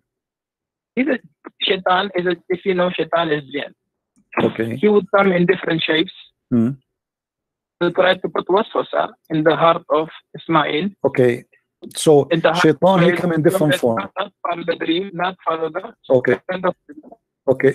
True. Is it true? Is it true that Shaitan he come to Prophet Abraham and he was trying to burn him by coming as a lizard? So, brother, let me tell you. You are going back to the stories of Ibrahim alayhi salam. You are the one who mentioned that to me, because I'm trying to show you. I'm trying to show you that Islam is nothing but fictions. How in the world you want me to believe that Shaitan he became a lizard and then he started blowing wind at Abraham and the purpose is to burn him alive? How in the world you want me to believe that your God is saying something really real, and yet a little lizard salamander he is burning Abraham by blowing wind at him? Listen. So if you know that Shaitan from day one is the enemy of all human beings. But a Shaitan is a salamander. I'm not saying it's salamander. Well, your prophet he said so. But your prophet he said so. Your prophet he said so. Are you against what your prophet said? You know what I'm saying. Listen to me first, then we'll go what our prophet peace be upon him said. What I'm saying is the Shaitan from day one he's our enemy. You know, you agree with that? Yes or no? I believe what? Say again? Do you believe that Shaitan, devil, he is from day one our enemy of all human beings? Yes, he is the enemy? No, I believe Allah is the real enemy, because the Quran says that the one who Allah he deceived, no one can guide. So Shaitan is not a problem. If Shaitan misguide me, I can be guided by someone. But if Allah deceive me, nobody can guide me. So the number one enemy is the real deceiver, is Allah. Shaitan is just a victim. The same as what your prophet he said about Adam. Adam he commits sin. Why? Because Allah he wrote in his destiny that you will commit sin. So Shaitan is just an employee for Allah. He do what Allah told him to make people commit sin. So why you are blaming Shaitan when the fact not made him an employee? If you know, if you go back to the ayat, when Allah asked him, why didn't you prostrate to when Allah asked Iblis, why didn't you prostrate to Adam? What did he say? He said that okay, here we go. Here we go. Okay, you just proved to me my point, because Allah is ordering the angels to bow down, and this is shirk. Because how in the world you order someone to bow down to a man and you are yet God? But it's the order of the God. It's not the order so Allah is the first mushrik, the first one he taught. No problem. The first one who taught shirk according to you, according to the Quran. The first one who taught shirk is Allah. He ordered everybody to bow down to a man. Thank you very much. Secondly, my friend, let me answer you. Secondly, you said Shaitan, he said to him, why I'm going to bow down for him? And he's right. I mean, why? Shaitan, he commit no sin. He did not do anything wrong. And yet Allah went on to bow. He is not even part of the conversation. It was the angels arguing with Allah. So why he get angry from Shaitan? Number three, Shaitan is saying to him, you created him from mud. I created me from fire. And now you are saying to me that Allah will send Shaitan to fire to burn in hell? That's crazy. He's made from fire. And number four, your prophet, he said in the hadith that Adam and Moses, they have an argument. And Moses says to Adam, oh Adam, you are our father. You deprived us and caused us to come out of paradise. Adam said to him, you are Moses. Allah chose you for his speech and wrote the Torah for you with his hand. Do you blame me for doing deed which Allah had decreed that I should do 40 years before my creation? And then your prophet he says, so Adam he refuted Moses. Adam he refuted Moses 3 times as usual. So as you see here, Adam is saying to Moses, can you blame me for the sin which Allah He wrote for me, and I have to do, I should do, I have no choice. So why you are playing the devil? The devil is a poor guy, and Adam is a poor guy. The real one we can blame here in this case is your God Allah. He is the one who wrote the scenario. Okay, Adam, I will make you, I will force you to commit sin. So Adam have no choice. He forced Shaitan to commit sin. He ordered Shaitan to be the enemy of man and to commit sin, and he ordered Adam to obey Shaitan. And now we have a sinner, his name is Adam. So in the debate here you see in front of you, and this is Sahih Hadith, where your prophet agree that Adam was right and Moses was wrong. So how you can say to me who is the biggest enemy to mankind? I say it is Allah, because if I am Adam, I will be now crying for the unjust. Allah, He made me do sin, and yet He punished me and He kicked me out of heaven, but it was Him who forced me. Brother, so your question back, go back to the Shaitan didn't made the sajda prostration. Okay, go back there. Just wait a minute. What do you want to answer about this one? You don't want to answer about Allah? He is ordering about your prophet explaining that Shaitan and Adam are victims of Allah crime. Okay, brother. So I was trying to tell you that we should go back. So let's say today, President Trump, being that, because I live in America today, he made the shutdown today. Okay, he made the shutdown for more than, now it's the second month that he did. Okay, can anyone stop him to? Can anyone tell him to open the government if he doesn't want to? So you are saying to me, your God. Can anyone just listen first? Okay, I'm going to answer you. You said to me, can anyone? Then we'll go back to the world. So you are saying to me that your God is evil, the same as a Trump. He decided evil is Trump now, and he decided to shut down. So what is comparing to? I mean, can you? Who cares if I can or not? If he is so evil, he is so powerful, does not change the fact that he is evil. So you are saying to me, we have an evil God who make us commit sin, and we have no choice but to obey his sin. You are keep on interrupting what I'm saying. No, I am not. You're not letting me talk. I am not, my friend. I'm just having a conversation with you. We're having tea and coffee together. Take your coffee. You are the one who mentioned to me Trump, and you are saying to me, can you stop him? So you are saying to me, we can't stop Allah. So Allah is very evil, very powerful, but we cannot do anything about it. What we can do, but yet that will not change the fact that this is not just and this is not fair. So first, what you gotta do is, first, brother, I recommend you first learn what God is. In Islam or in Christianity? Christianity. First, learn that. Christianity. First of all, our God. If Jesus tell you, right? Jesus tell you, do this. Would you do that? Like I told you, prostrate. I told you. Just to see if you're obedient or not. I told you many times. If you told me, if you order me to do wrong, I will do. I will not do wrong. If you told me to do wrong, that's mean. That's mean. My friend. No. This is not a punishment. This is not a punishment. Why he's punishing Adam? Adam, he is forced to commit sin, as you see. This is not a punishment. Why in the world you force me to do sin, and then you punish me for committing sin, and then you kick me out of heaven for saying to me you all commit sin? That is the most crazy argument. The one who should be kicked out of heaven is Allah. Are you an atheist? My friend, I am a Christian. I am a believer more than you. You believe in a black stone. I believe in the true God. I don't believe in kissing stones. I condemn. Wrong conception of Islam. My friend, you are the one who have no answer, as you see. How in the world Allah He judged Adam for committing sin when Adam his sin is written 40 years before his creation? How we can say to Adam you are a sinner if Allah is the one who decided his sin and He made him commit sin? Where is justice? Where is God? God is about justice. Can you change it? No. Oh, so you are saying to me Allah is evil, we cannot change him? Thank you very much. I'm not saying Allah is evil. You just say that. He's a God. He can do anything to you. He can make you a donkey, he can make you anything. No problem, but that prove that Allah is evil. Doesn't matter. You are saying to me we cannot change it. He's evil. He's a God. He whatever he wants he could do. So if he wants to make you believe, he will make you believe. He doesn't want to make you believe, he will not make you believe. My friend. You get it, my friend.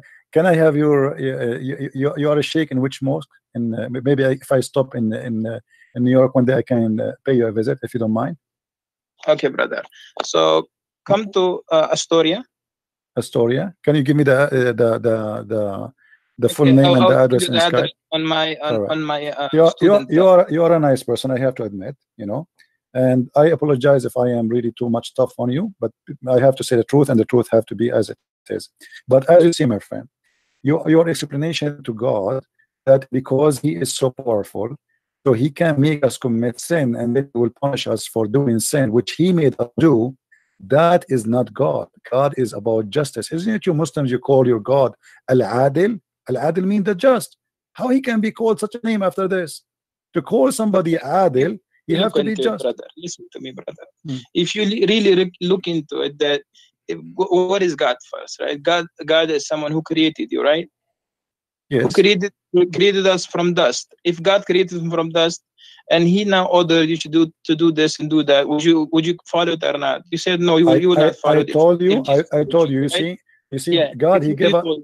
But for me, brother, for me on my side, whatever God tells me, whatever he says, I will follow it. But you know what God never told us to kill innocent people, never, brother. It is a wrong concept about Islam. You know about this. That God never told us to kill innocent people. God never told us to go and kill. Are you sure? People, anyone? No, never. God never told Muslims to kill innocent people. Really? God never told anyone. Because my student, he told me that you come on the show live and you tell people that Islam is an evil religion. Islam teaches evilness, but Islam never does that. Okay, my friend, let me ask you, when your prophet he attacked Bani al-Mustaliq, did they commit anything against him? Bani al-Mustaliq never fought him. He attacked them, he killed the men, he took the women, and he raped them. So what do you mean he did not command? Isn't it your prophet, he said in chapter 9 verse 29, go and kill the Christians and the Jews unless they pay you the jizya? Your God, he is teaching gang mentality. If we pay you jizya, we pay you money, we can live. And we can even stay kuffar as long we pay. If we don't pay, we die. So how you say to me, Allah never ordered to kill innocent? Isn't it your prophet? He said, I've been ordered to kill all mankind, not to fight only. In Arabic, it says, uqatil, and you speak Arabic. So I've been ordered to kill all mankind until they say there's no God but Allah. So how you say to me that Islam never ordered to kill anyone is not unless he is guilty? In Islam, if you are not a Muslim, you are guilty. The second you say you refuse Allah, you are guilty by being a kafir, and that is enough to kill you. And your prophet confirmed that, and this is Sahih Hadith, and this can be sponsored in the Quran. So my friend, my name is a Christian Prince, and nobody can play games with me. And you can tell, if you know 10% about Islam, humbly I say, I know 1,000 times more than you about Islam. Don't make things. I know nothing. I'm zero. You are no problem. But people can be judged. But you are saying things to me you cannot prove it. How in the world you say to me that Islam order us not to kill innocent people? It is Islam saying kill innocent people. Just because they are not Muslim, they are not innocent. So I believe this is a form of deception, trying to say to us what we hear in the TV stations, that Islam is peace, when your prophet says I've been ordered to kill all mankind. Until you got to look at the context of Quran. Okay, give me the context, my friend. Here we go. We have to look like summarize everything. Look, no problem. Look, no problem. Is it your prophet who said I've been commanded to find all people? Is God sent prophets or prophets to the Jews? Then he sends to the Jews Jesus, and they believe in Jesus as a God. Then they believe in Uzair as a God. They worship cow. Who is Uzair, by the way? Who is Uzair? So think about it. If God is keep sending messages, keep sending messengers, they're killing messengers. They're killing all those people. They're killing those people who are believing. Okay. Okay. Did you say, my friend? Did you say the Jews they killing people? Can you name for me one messenger the Jews they killed? The Jews they killed Yahya. Can you show me the reference, please? They have more other prophets. We don't have. We listen, brother. We follow. We believe in Torah. We believe. No, you don't believe in the Torah. No, you don't but believe in the Torah. Do you believe the Torah today is a true Torah? The Torah today, listen, brother. The Torah at the time of our Prophet Rasulullah sallallahu alaihi wasallam is different than the Torah that we have. Okay, so how you say? So where you got the story that they killed the Jews? They killed the Prophet. His name is Yahya. Where you got this story from? Is that from the Quran? It is not. Where you get the story that the Jews they killed the prophet? I told you who is the prophet. You said Yahya, right? You want to listen first to my what I'm saying? Okay, but I want reference. You said to me from the Torah. You don't believe in the Torah. I'll give you references, brother. Just wait. Okay, I'll give you references. Okay, from tafsir. You will give me tafsir. Tafsir is coming from the Torah too.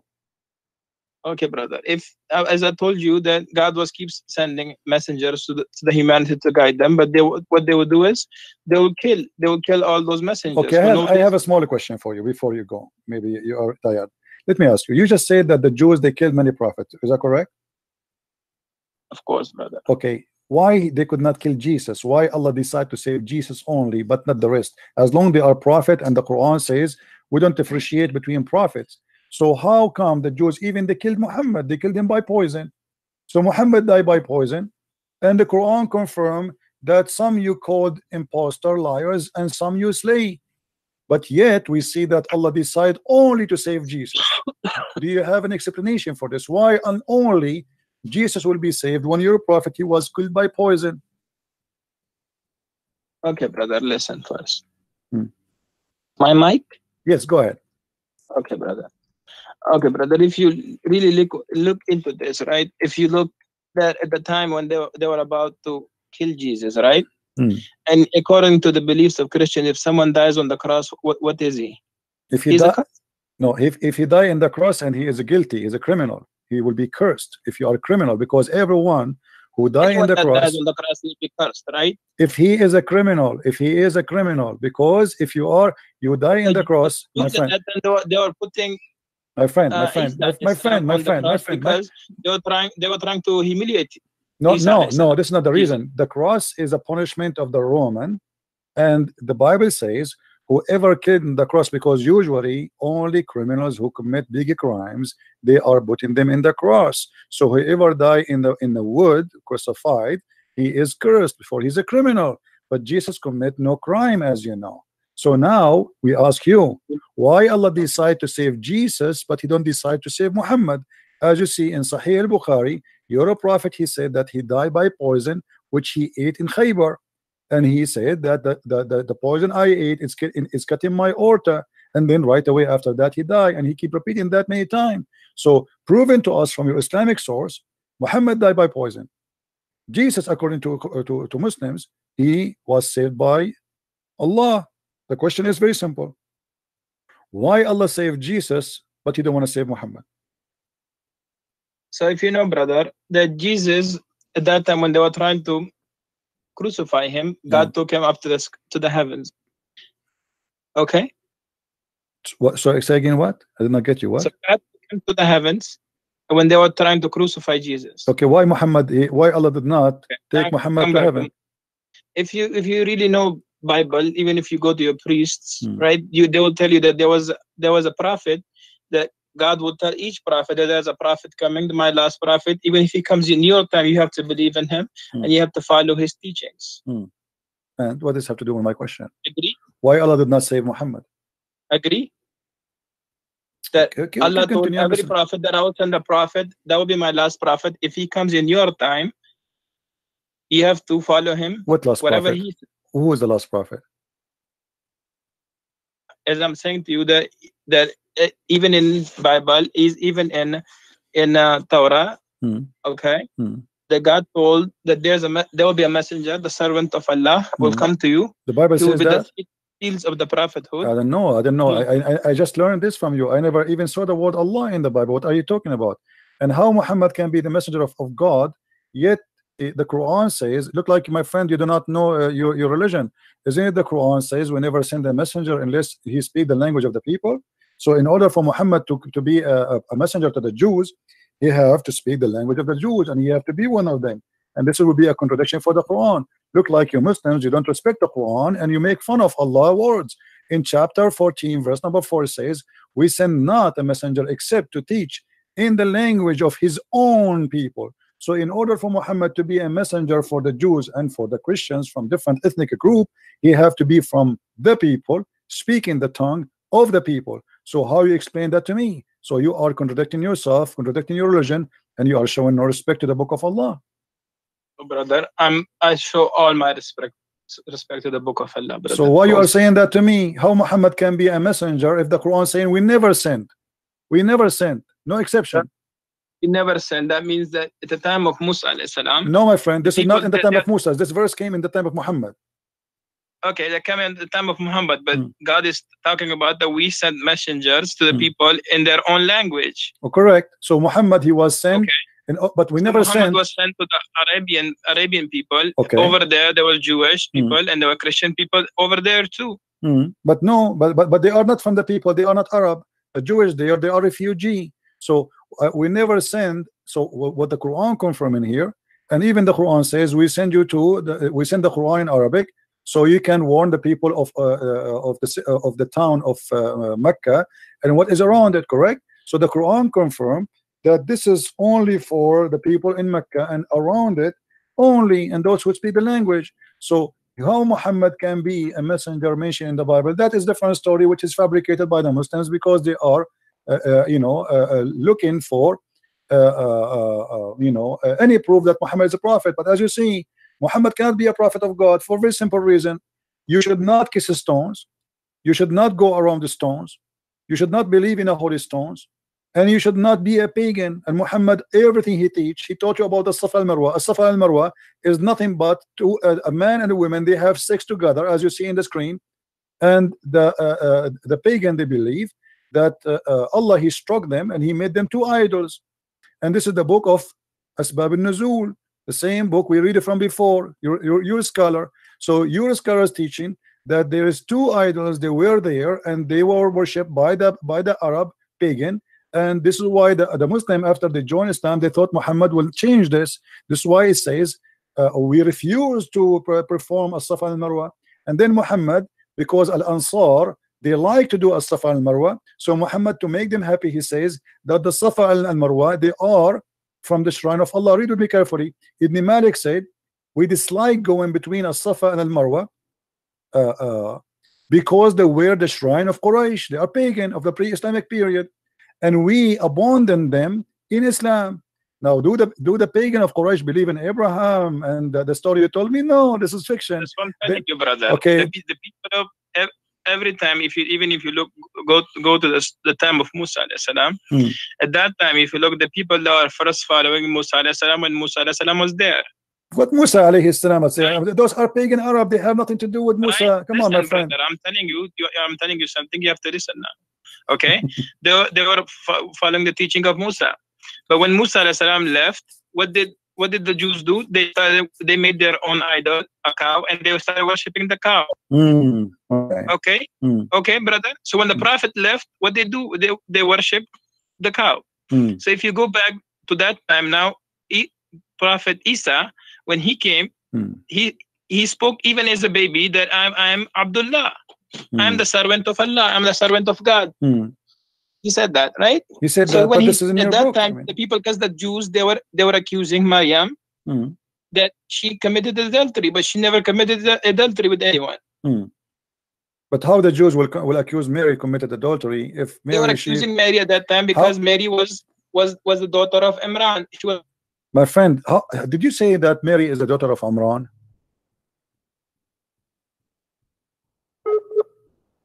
Oh, we are losing him.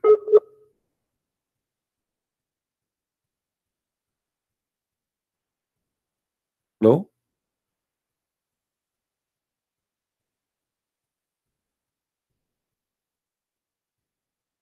Hello?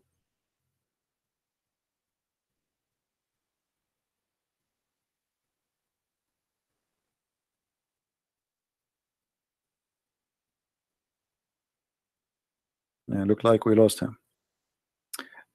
Anyway, that will be endless.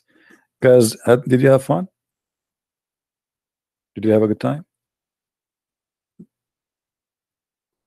A sheikh want to debate me? I don't even dare to debate myself. What a big mistake. Anyway, he's welcome to call us anytime. Feel free to download this video, share it everywhere. You can cut it from the time he start calling me, because that will teach everybody how Islam is really nothing but a fiction. It's a collection of stupidity, and those who claim to be sheikhs, they have no answer. Hello? Sorry, brother. It's all right. It's all right. No problem. No. Charge went off. No so, problem. brother, okay. No. So, Maryam, she was from the lineage of Yaqub. Okay, let me ask you. when you say that Maryam is the daughter of Umran, where is this coming from? Is really Mary the daughter of Umran? The forefather, the lineage of Maryam alayhi salam comes from the lineage of Yaqub alayhi salam. This is not a question. The Quran says that Mary is the daughter of Umran. Is that correct? Yes, of course, brother. Okay, what is the name of the father of Moses? Imran. Okay, so now we have Moses and Mary. They have the same father, and they are brothers and sisters. Even today, brother, can't you have two in one family? No. You have, let's say, your name is Christian. No. Your name is Christian. First of all, Moses is not from the same tribe of Mary. This is number one.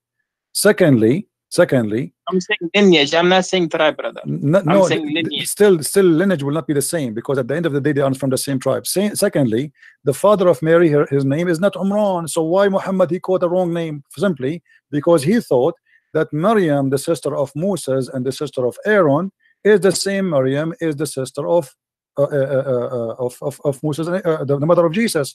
So Muhammad he says, Ya Ukhta Harun, or sister of Aaron, because he thought that those are family, and all of them they have one father. His name is Umran. So your prophet cannot be a prophet. How he cannot quote a name correctly? His history is wrong, and he quoting name wrong, and he claimed that Aaron is the same, have the same father as Mary, which is Umran. And the same time he said to her, "Oh, sister of Aaron." So this is additional proof that your prophet cannot be a prophet. It's a fiction, it's a lie. Same time, go and read the Bible. Why the Christians even need to change the name of the father of Mary? Why even the Jews need to change the name of the father of Moses or Aaron? In both name your prophet he called them wrongly. You have so many questions, brother. I know you have so many, man. That's good to have questions always. All right. Allah loves those people who have questions. No, okay? my friend, this is not true. This is not true. The Quran, no, Allah don't love those who have questions. This is not true. In chapter 5, verse number 101, Allah says, "Ask not questions." So why you say to me, Allah he loved those who ask questions? Ask no questions. At time today we have complete Quran. Today is for the people at the time of Muhammad, peace be upon him. They didn't have the complete Quran. They didn't have the understanding that today we have. What does that mean? You get it, brother? What does that mean? Okay, brother. Today we have a complete Quran. We don't have a complete Quran. Where do you get this from? Where do you get this from? Isn't it Aisha? She said that the chapter of Al-Ahzab used to be equal to the chapter of Al-Baqarah. Isn't it Umar? He said that the Quran uses 1,027,000 letter, which means we don't have even 25% of the Quran. Isn't it Aisha in the hadith? She said we were busy with the Prophet, a goat came and ate the Quran.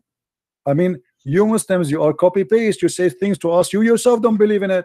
How we have the complete Quran when all your Islamic reference says the Quran is gone?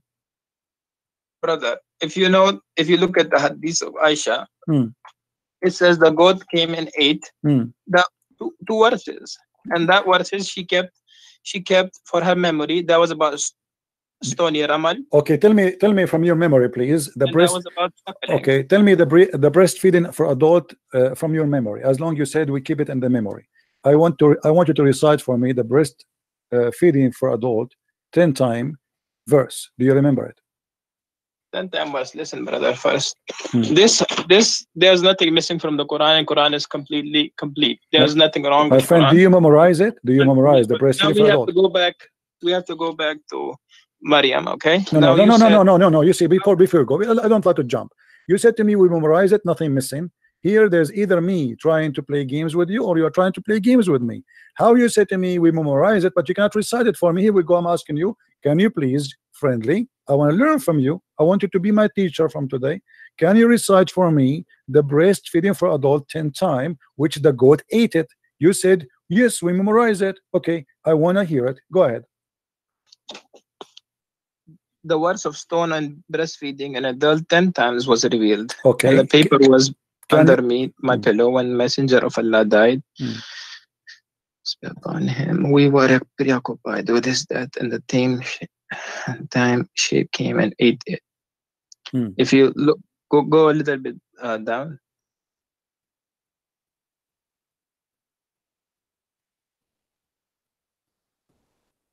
Okay.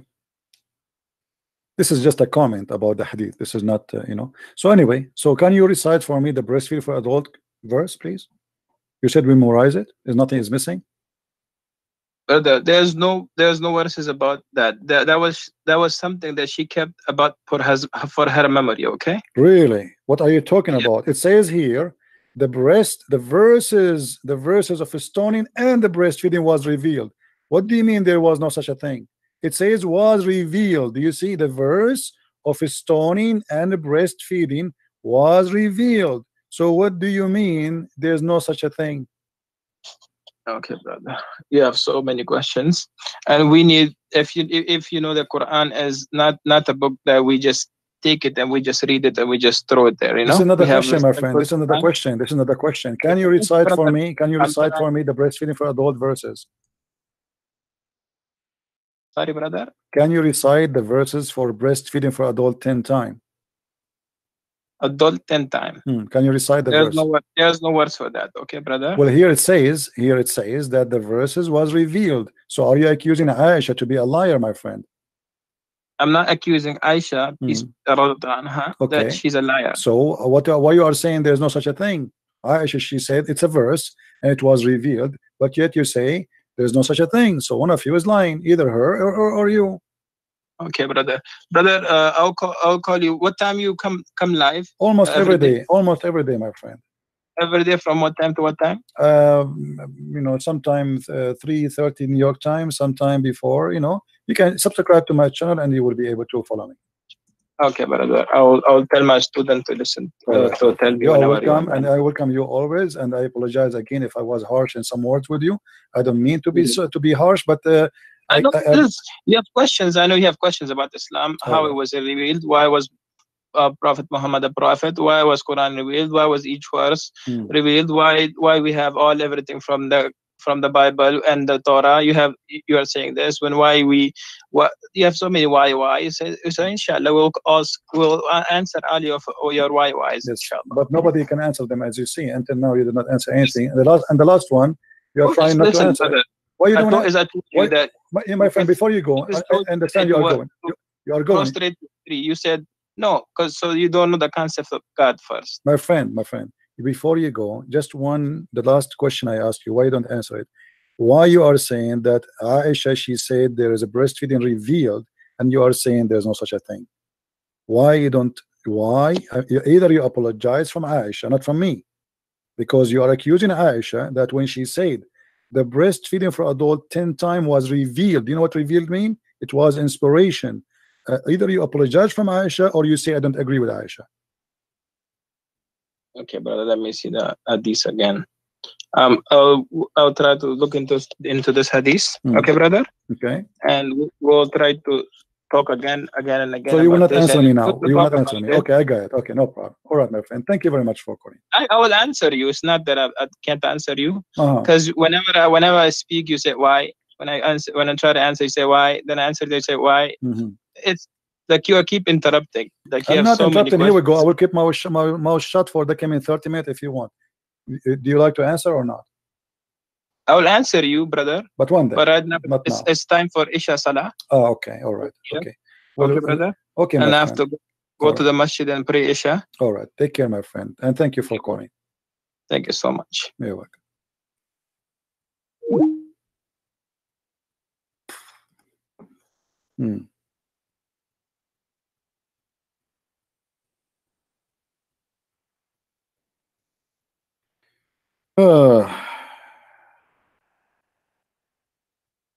You have to go to pray.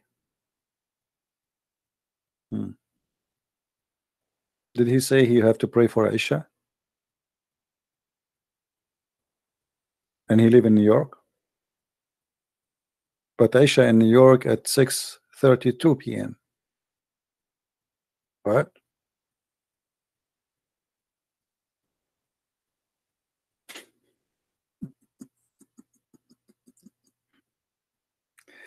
Oh boy. Okay. No problem. Things happen.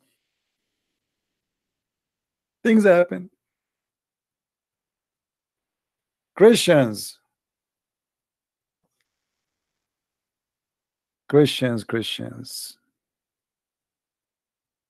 Be proud, my friends, my brothers, my sisters, you have the best of the best. His name is the Messiah, and by him we are victorious, not by Christian Prince.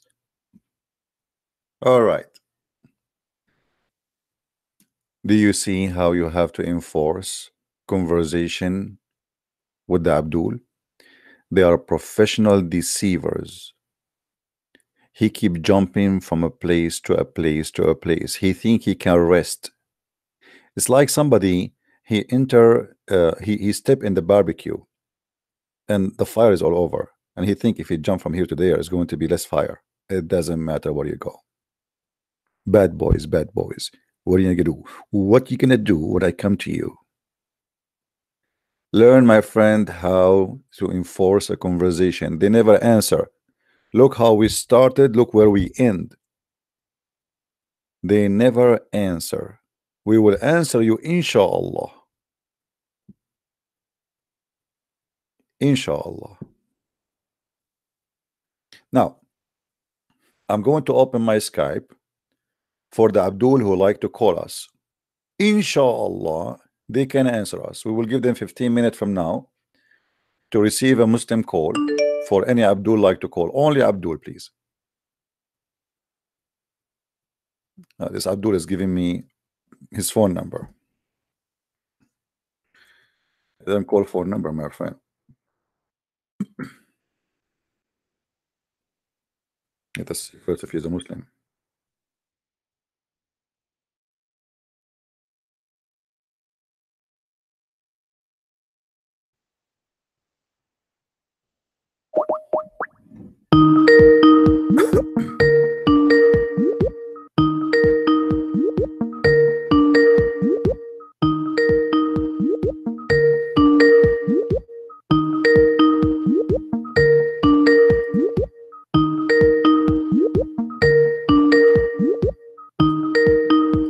Okay, the Abdul is not answering.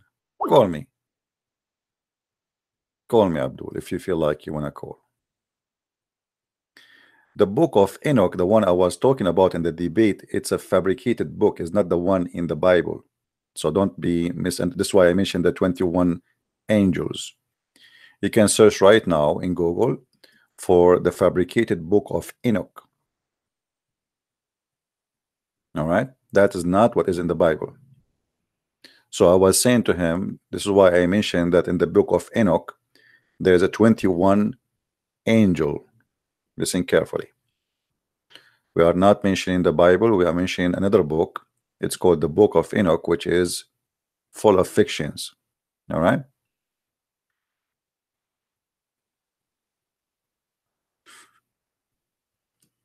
Any Abdul?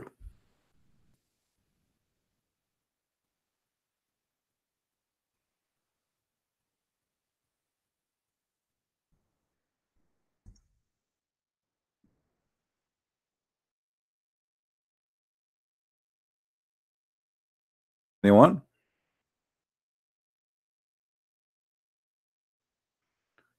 Okay, of course.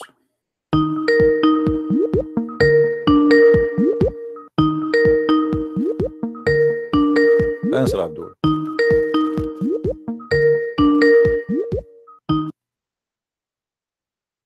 Hello. Hello, Abdul. How are you? I am fine. How are you? I'm all right. So what do you want to say to us? You are live on air. Everybody can hear you. What do you want to say to us about Islam, as long as you are a Muslim? I don't know. You do Ask not me know? anything. Anything? I am very well prepared. Ooh, that's something. Okay, I will, as long as you are prepared, I want you to ask me the question you like me to ask you. You ask me. Be my guest. No. What about, because I want to show you that even the question you think you are prepared for, you have no answer for it. So what about you give me the question you like me to ask you? No. Come on. Be my guest, my friend. Okay, give me a question. Give me the question. Help me. I don't know what to say to you. Give me a question. Give me a question. What do you like to tell us about Islam? Go ahead. Something prepared for. I want you to speak about something you're prepared for. Go ahead. Okay, let's speak about Islam being a religion of peace. Oh, that's wonderful. Go ahead. Yeah, well, prove me wrong. Prove you wrong. What about you? Yes. Prove yourself right first. Yeah, you're the teacher here. Okay. Okay. Do you know the Quran very well? You have no evidence. Do you have do you have like, do you know the Quran? Very well. Okay. Let's see. I only see Arabic text on the screen. Oh, okay, sure. That's good. That's good. Okay. Can you read for me chapter 47, verse number 34? Wait, I'm going online. 30, oh, are you gonna put it? Are you gonna put it on the screen? Yes, it's in the screen already. 47. Wait, what's in Arabic? 30. Which one do you want me to read? 35. You can read if you want the verses before the verse. It doesn't matter. But I don't know. I'm from Pakistan. I don't know Arabic. So why you want me to show you the Arabic text? No, I didn't say Arabic. I said I can see Arabic. I said, can you put the English one? Because I'm from Pakistan. I don't understand Arabic. Okay. You're like Zakir Naik. I don't speak Arabic. Okay. Here we go. It says, but we're not faint hatred, crying for peace when you should be the uppermost. So the Quran forbid the Muslims for crying for peace as long they are victorious. What do you say? You know, where in let me okay, give me 1 second. I'm reading. Okay, you said you're a Pakistani, right? Can you speak to me in Urdu? Sure. Go ahead. Oh, jiggy. Okay, I know that this is the idiot. Donkey. I'm sure you are a fruit of a mule and a donkey, not a horse. Stupid idiot. Now, do we have any Muslim would like to call us? I mean, when you have a child like this, imagine, I feel sorry for his parents. When you have a child like this, he's not like in, I don't know to describe him. He's a frog, he's an insect, he's a cockroach. I mean, what is the value of your life to call people just to bother them and to being a child? I mean, how in the world this idiot one day is going to be a father of a family? How disgusting. Thank God if you don't have a son like this. I feel sorry for his family. What a piece of trash. Now, do we have any Muslim who would like to call us?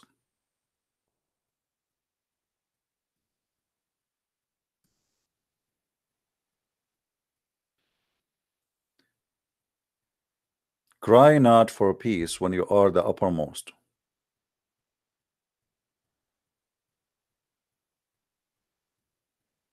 Do we have any Muslim? Guys, don't call me in Skype, please. I mean, don't text me in Skype. If you want something, text me in the chat. Skype only for Muslims to call me, not to chat. If everybody texts me in Skype, I have thousands of people. So please respect that you are disturbing, not helping. This is why the chat is for. Skype is open for Muslims to call, not to chat with any.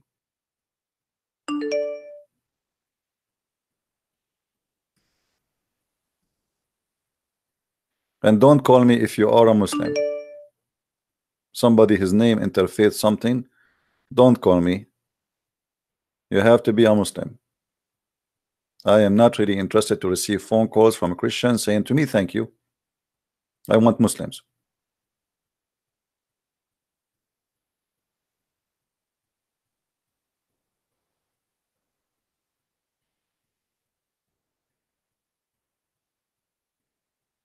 Somebody says to me that a guy, he is speaking German and he is a Muslim. He says Islam is all about love. My friend, I mean, is that a question to answer? I mean, how foolish we are to the point we believe such a statement. If a Muslim, he says Islam is about love, I mean, who is the donkey here?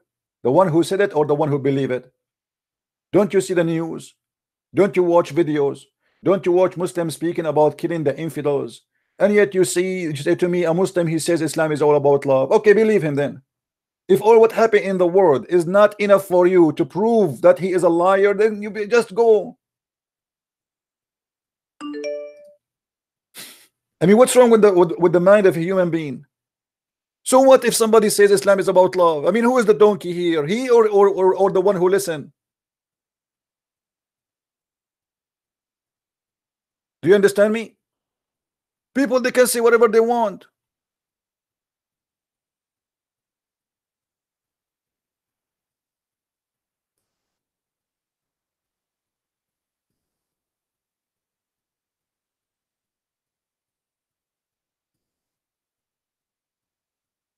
If everybody says something in the internet, then we have to refute him. I mean, this is the most stupid thing. That's it. We just showed you in the screen. You know, we have thousands of videos showing you. And ISIS, they help us. Al-Qaeda, they are the true Muslims. Muhammad, he said, I've been ordered to kill all mankind. So, okay, Islam is about love. I mean, sometimes people are like kids. This guy, CP, this guy, he said Islam about love. Okay, and love him. Let him give you a hug. Go to Saudi Arabia and say, I don't believe in Allah. Let us see how much love will be.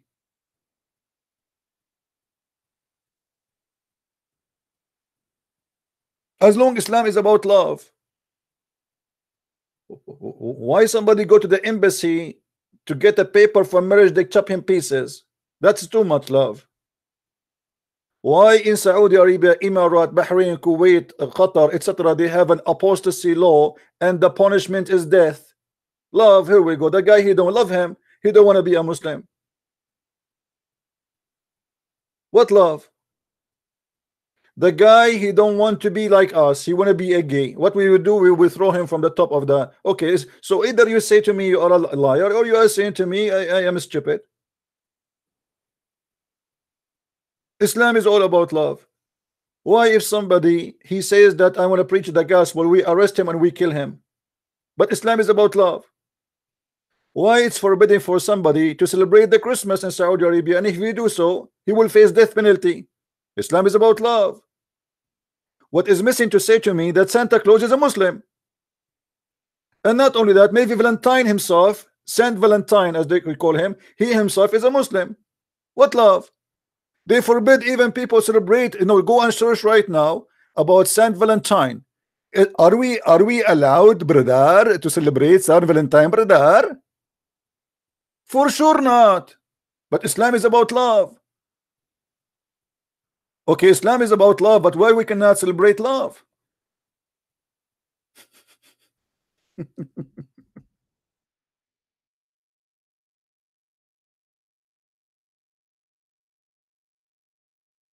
Either you decide to be a child, whoever people says to you, you believe in it, or you decide to be stupid, or you use your brain. You do not need a Christian Prince, my friend. Look at those videos. The truth behind Valentine Day. Anas Abdullah Fattah. Valentine halal or haram? Nu'man Khan Ali. Da'wa man, Valentine Day is haram. The real meaning of Valentine Day, I mean, they made Valentine Day the day of the devil. All of this, Islam is about love. You see how much love is involved there? Millions of videos speaking against the Valentine Day. Look at this face. This guy, he have a face of the devil. Maulana Tariq Jamal. But Islam is about love. But if you celebrate Valentine Day, we kill you.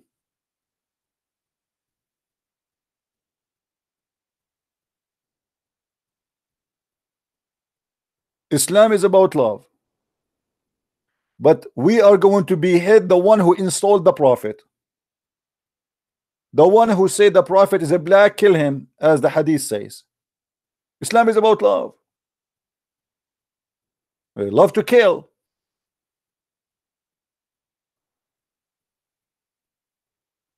All of this videos is against the Valentine Day. What happened? Valentine Day is a big threat to Islam, because you should not be in love as a Muslim. You should be in a lust. You should be having sex around. You should hire mut'a. Mut'a is haram or halal. It is halal. Valentine is haram.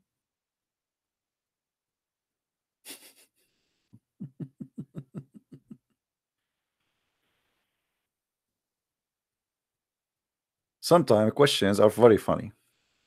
Can you please help Bob the Builder to help fix hadith reference in this video? Who is Bob the Builder? I don't know even what you're talking about, my friend Arun. I have no idea who is Bob the Builder. I know what his name, the plumber, Joe the plumber, but Bob the Builder, I do not know him. Anyway, so Muslims, they can say whatever they want. So either you are smart and you have a brain, or they can, you know, drive you as they wish. Okay, so now I watch a video from a Christian prince says Islam is about hate. Then I go and watch a Muslim from Maulana Jalaluddin, and Jalaluddin, he says Islam is about love. So which one I believe? Believe in your brain. Can he prove it? Call the guy who said to you Islam is about love. Tell him, brother, according to Islam, if somebody insult the Prophet, what is the penalty? And then let us see how much loving the answer will be. Do we have a brain or we don't?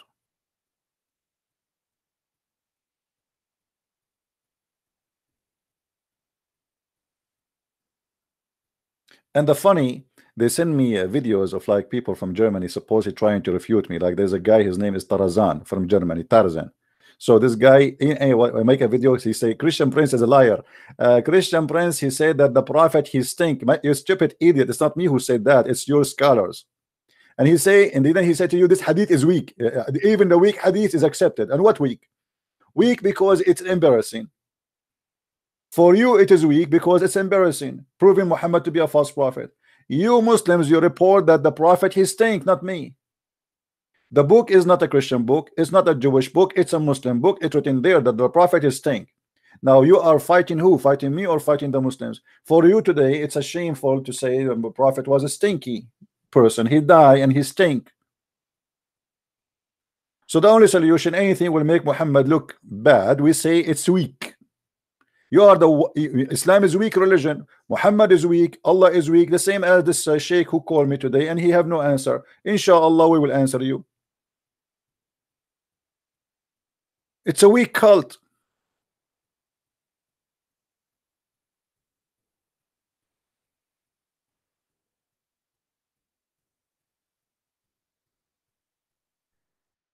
This is why Muhammad, he needed, even he said he was the most weak person in sex. And then he invoked Allah, and then he sent him a dish of shish kebab. He ate it, he got the power of 40 men. Why? Because Muhammad was weak.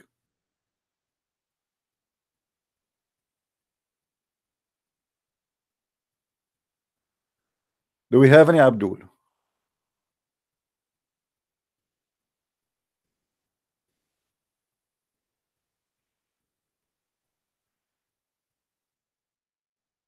Hmm?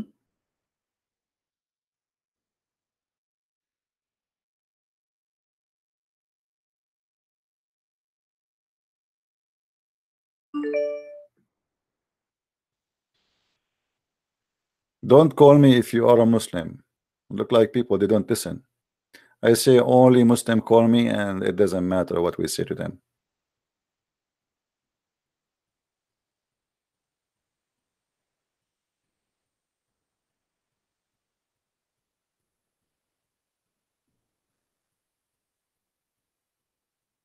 Any Abdul?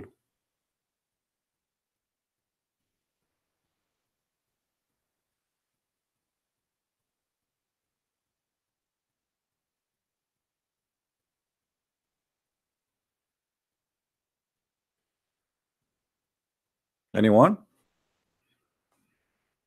Mayday, Mayday. Who is the Abdul wanna call us? Mayday, Mayday. And inshallah we will answer you. You have too many questions, brother.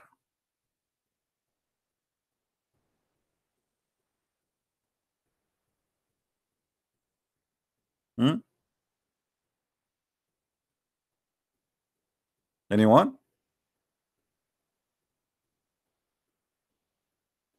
After we finish broadcast, you will see how many Muslims they post in the text. He's a liar. He is a deceiver. Christian Prince, that he's a genie. Even a guy, he's saying to the Muslims, I am a genie. You believe it? I am a genie. They are saying that Christian Prince is a genie. Why they think he is a genie? Because he's so fast in thinking. His brain is out, you know, torturing their God. They cannot answer. So he's a genie. He cannot be human. I mean, did you hear him? Did you hear him, brother? How fast his thinking is? He obviously he is not a human. He's a genie.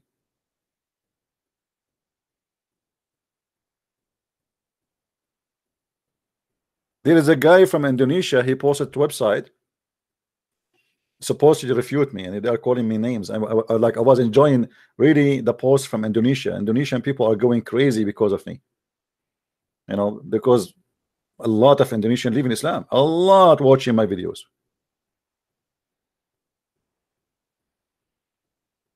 Genie he is not a genie in the ball, he is genie in YouTube.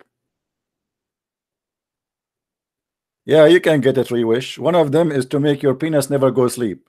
Is that the one? Here we go. Allah is the real genie. I swear by Allah, Muhammad, he says, there is no one of you whom admit to paradise, but Allah will marry him to a 72 wives from the Huris, and 70 from his inheritance from the people of hell, and those inheritance whom they will have a desirable front passages. You see here the translation trying to make it look nicer. He's talking about their nipples, their boobs, their vagina. So don't worry, Allah will import from hell special kind of women, the best women who have nice boobs, brother. Very important, brother. Imagine, brother, Allah he import for us from the hell very hoary women. That's why they're in hell supposedly, because they have a hot vagina. So Allah will take them from hell. They are in hell, and then Allah he will go there and you come, you come, and you come, and you come. So Allah he select those women who they are hookers, so good in sex, and they have nice boobs, mashallah, alhamdulillah, and then we ship them out to heaven, and their job is to make you happy. And you are telling me that this is a religion. And not only that, your male member will never go sleep. What do you want more? Imagine now you are sharpening your teeth to go to heaven to have sex, and then suddenly your male member go. Impossible, brother. Allah will never allow that. Are you crazy? Impossible. Allah he planned for everything perfectly, so he will guarantee you that your male member, the hadith trying to be like the translation, they're trying to be polite. The fact it says the word start with D. I'm not going to say it, you know, this is what it says. So your penis will never go flat. I mean, imagine you are in the highway and you find a lot of women, they are naked, and now, you know, hey penis, hello penis, hello, wake up, wake up, wake up, wake up. The woman is there, they are naked and they are very white, brother, but your penis is not working. So Allah he will never allow such a thing to happen. He will. And by the way, the Muslim, they will say to you, this is a weak hadith. By the way, weak hadith is accepted. Even the one they say it is weak, it is accepted. Daif. Shall I take you to Sheikh Hamza, who said, I quote him. So hadith which is weak, it did not flunk, it pass. It pass. The same as the professor don't throw a paper get D, it pass. So because they are ignorant, and actually Sheikh Hamza he says so the argument about weak hadith is a weak argument. I'm just using his own words. Anything you say to them, because they are ignorant, they are kids, they say to you it is a weak hadith. But weak hadith is accepted. It means it's fine. Weak hadith is not bad.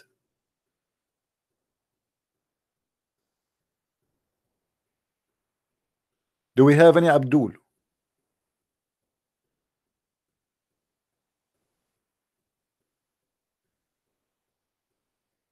Anyone?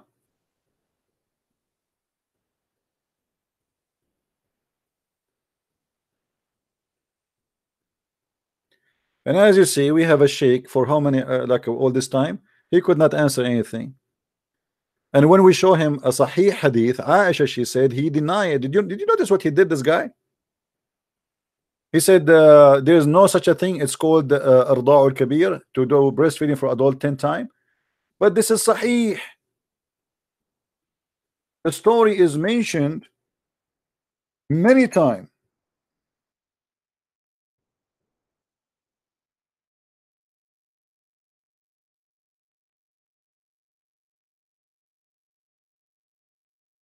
And there's many report that even Aisha, she did not let anyone to enter upon Muhammad, upon her, unless the Muslims, they have to suckle the breast of her sisters and her nieces, as you see.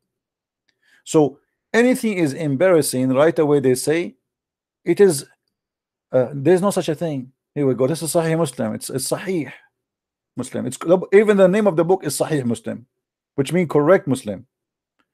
So the name of the book is correct Muslim. You Muslim, you call it correct, but it's wrong. Anything is embarrassing, they say it's wrong, it's weak. But weak is accepted. Even the weak one is accepted. Again, just to remind you, the video about animals, the most dangerous animals in Islam, is back. You know, YouTube put it back because they tried to take it down. The Muslims, they flag it, and YouTube agreed there's nothing wrong with that video. We are fighting hate, we are not teaching hate. And they thought maybe the Muslim, they flag it like crazy, and they try to take it down, but you know, it doesn't work. It doesn't work, my friend, because even if you take my video down, the video is all over. You see, there's something about Christian Prince maybe you do not know. When Christian Prince, he says anyone can download my videos, there's a purpose of that. So the videos will never disappear. They are all over the internet, not only in YouTube. So if you think you can take my videos down, you are dreaming. And my books is there too. And this is why we say, please download.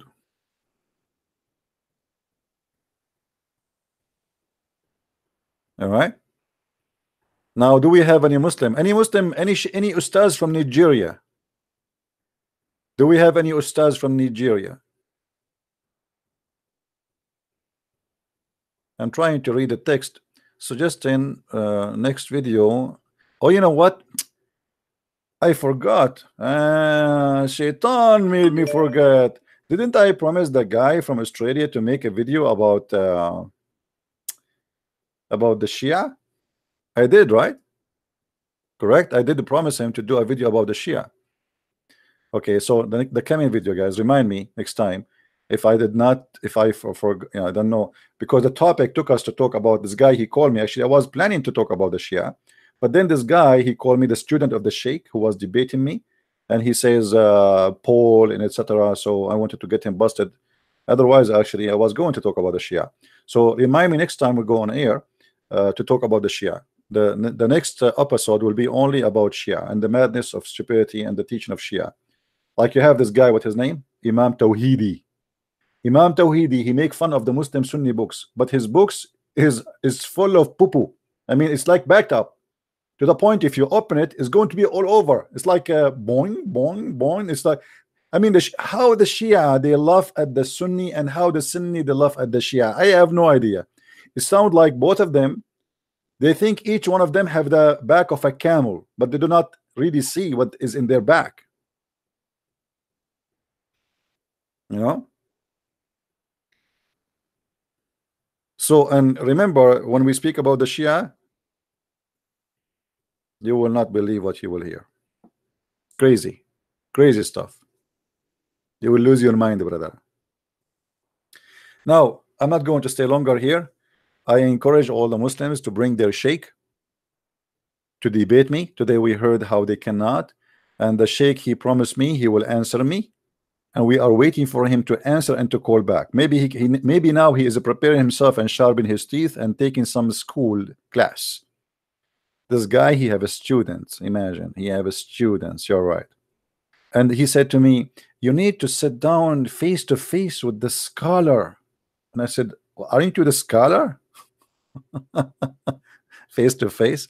I love it when the Muslim they say to me face to face. Never say to me ass to ass. I mean, what face to face mean? Aren't we talking? What face to face will do? What does that mean? Face to face. Show us your face. Be a man, show us your face. Well, even Allah himself, he never spoke. He spoke always from behind the veil. Why you want to see my face? Even Allah, he says that he never spoke to anyone except from behind the veil. Chapter 42, verse number 51. As you see, Allah never spoke to anyone except from behind the veil. So why you don't say to Allah, show your face? What about we ask Azazil? Did he say the angel Azazil? Azazil. Nice to meet you, Azazil.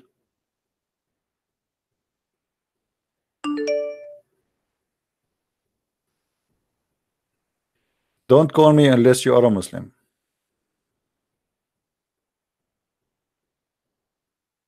Look like one day I will give up this Skype and stop opening it, because we keep saying only Muslims call me, but nobody listen. Anyone? Who is a Muslim when I call us?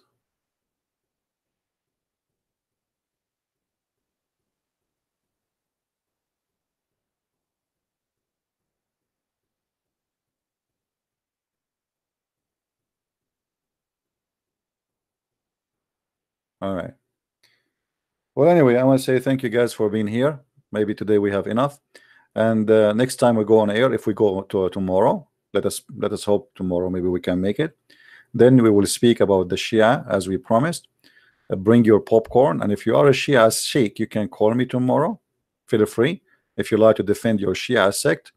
And I find the Shia sect is hilarious. I mean, it's a comedy. And please, tomorrow, if you come to watch the Shia episode, please be sure you don't wear a black shoe. Anyone remember what the Shia believe about the black shoe? Let us see if your memory, just to remind you about the Shia. Anyone remember what wearing black shoe will do if you are a Shia? Who remember? If you wear a black shoe, according to the Shia, that will make your penis useless. So if you are wearing a black shoe and you are married, I'm warning you, sooner or later you will lose it. This is what the Shia believe. And the only way to have a very powerful penis, according to the Shia, is to wear a yellow shoes. This is why the flag of Hezbollah is yellow, if you notice. MashaAllah, Alhamdulillah. Now I understand why a lot of people, they are suffering from sexual problems. It is the black shoe. I thought it's something else. It turned to be the black shoe. Let me see my shoes. This one is not black, and I have only 2 shoes. That's it. None of them is black, so I'm fine. Thank God. It happened by luck, not because I was smart. It was by luck. Like, it's a relief. I man, imagine. I mean, you wear a black shoe. I mean, what an idiot! How you do that? Don't you know that it is haram? And don't you know that this will cause you to, you know? And come on, don't wear a black shoe. And by the way, this is proven scientifically to be correct. So next time we go online, if it's tomorrow, it's tomorrow. If not, maybe the day after, we will talk about the Shia. Please invite your friends and tell everybody, and subscribe so you get notification. And don't forget to subscribe to minds.com/Christian Prince. You see it in the screen always. So subscribe, join us, so you will be notified. Until then, I say may the Lord bless you. Christ is Lord and Islam is false. Thank you very much. Take care.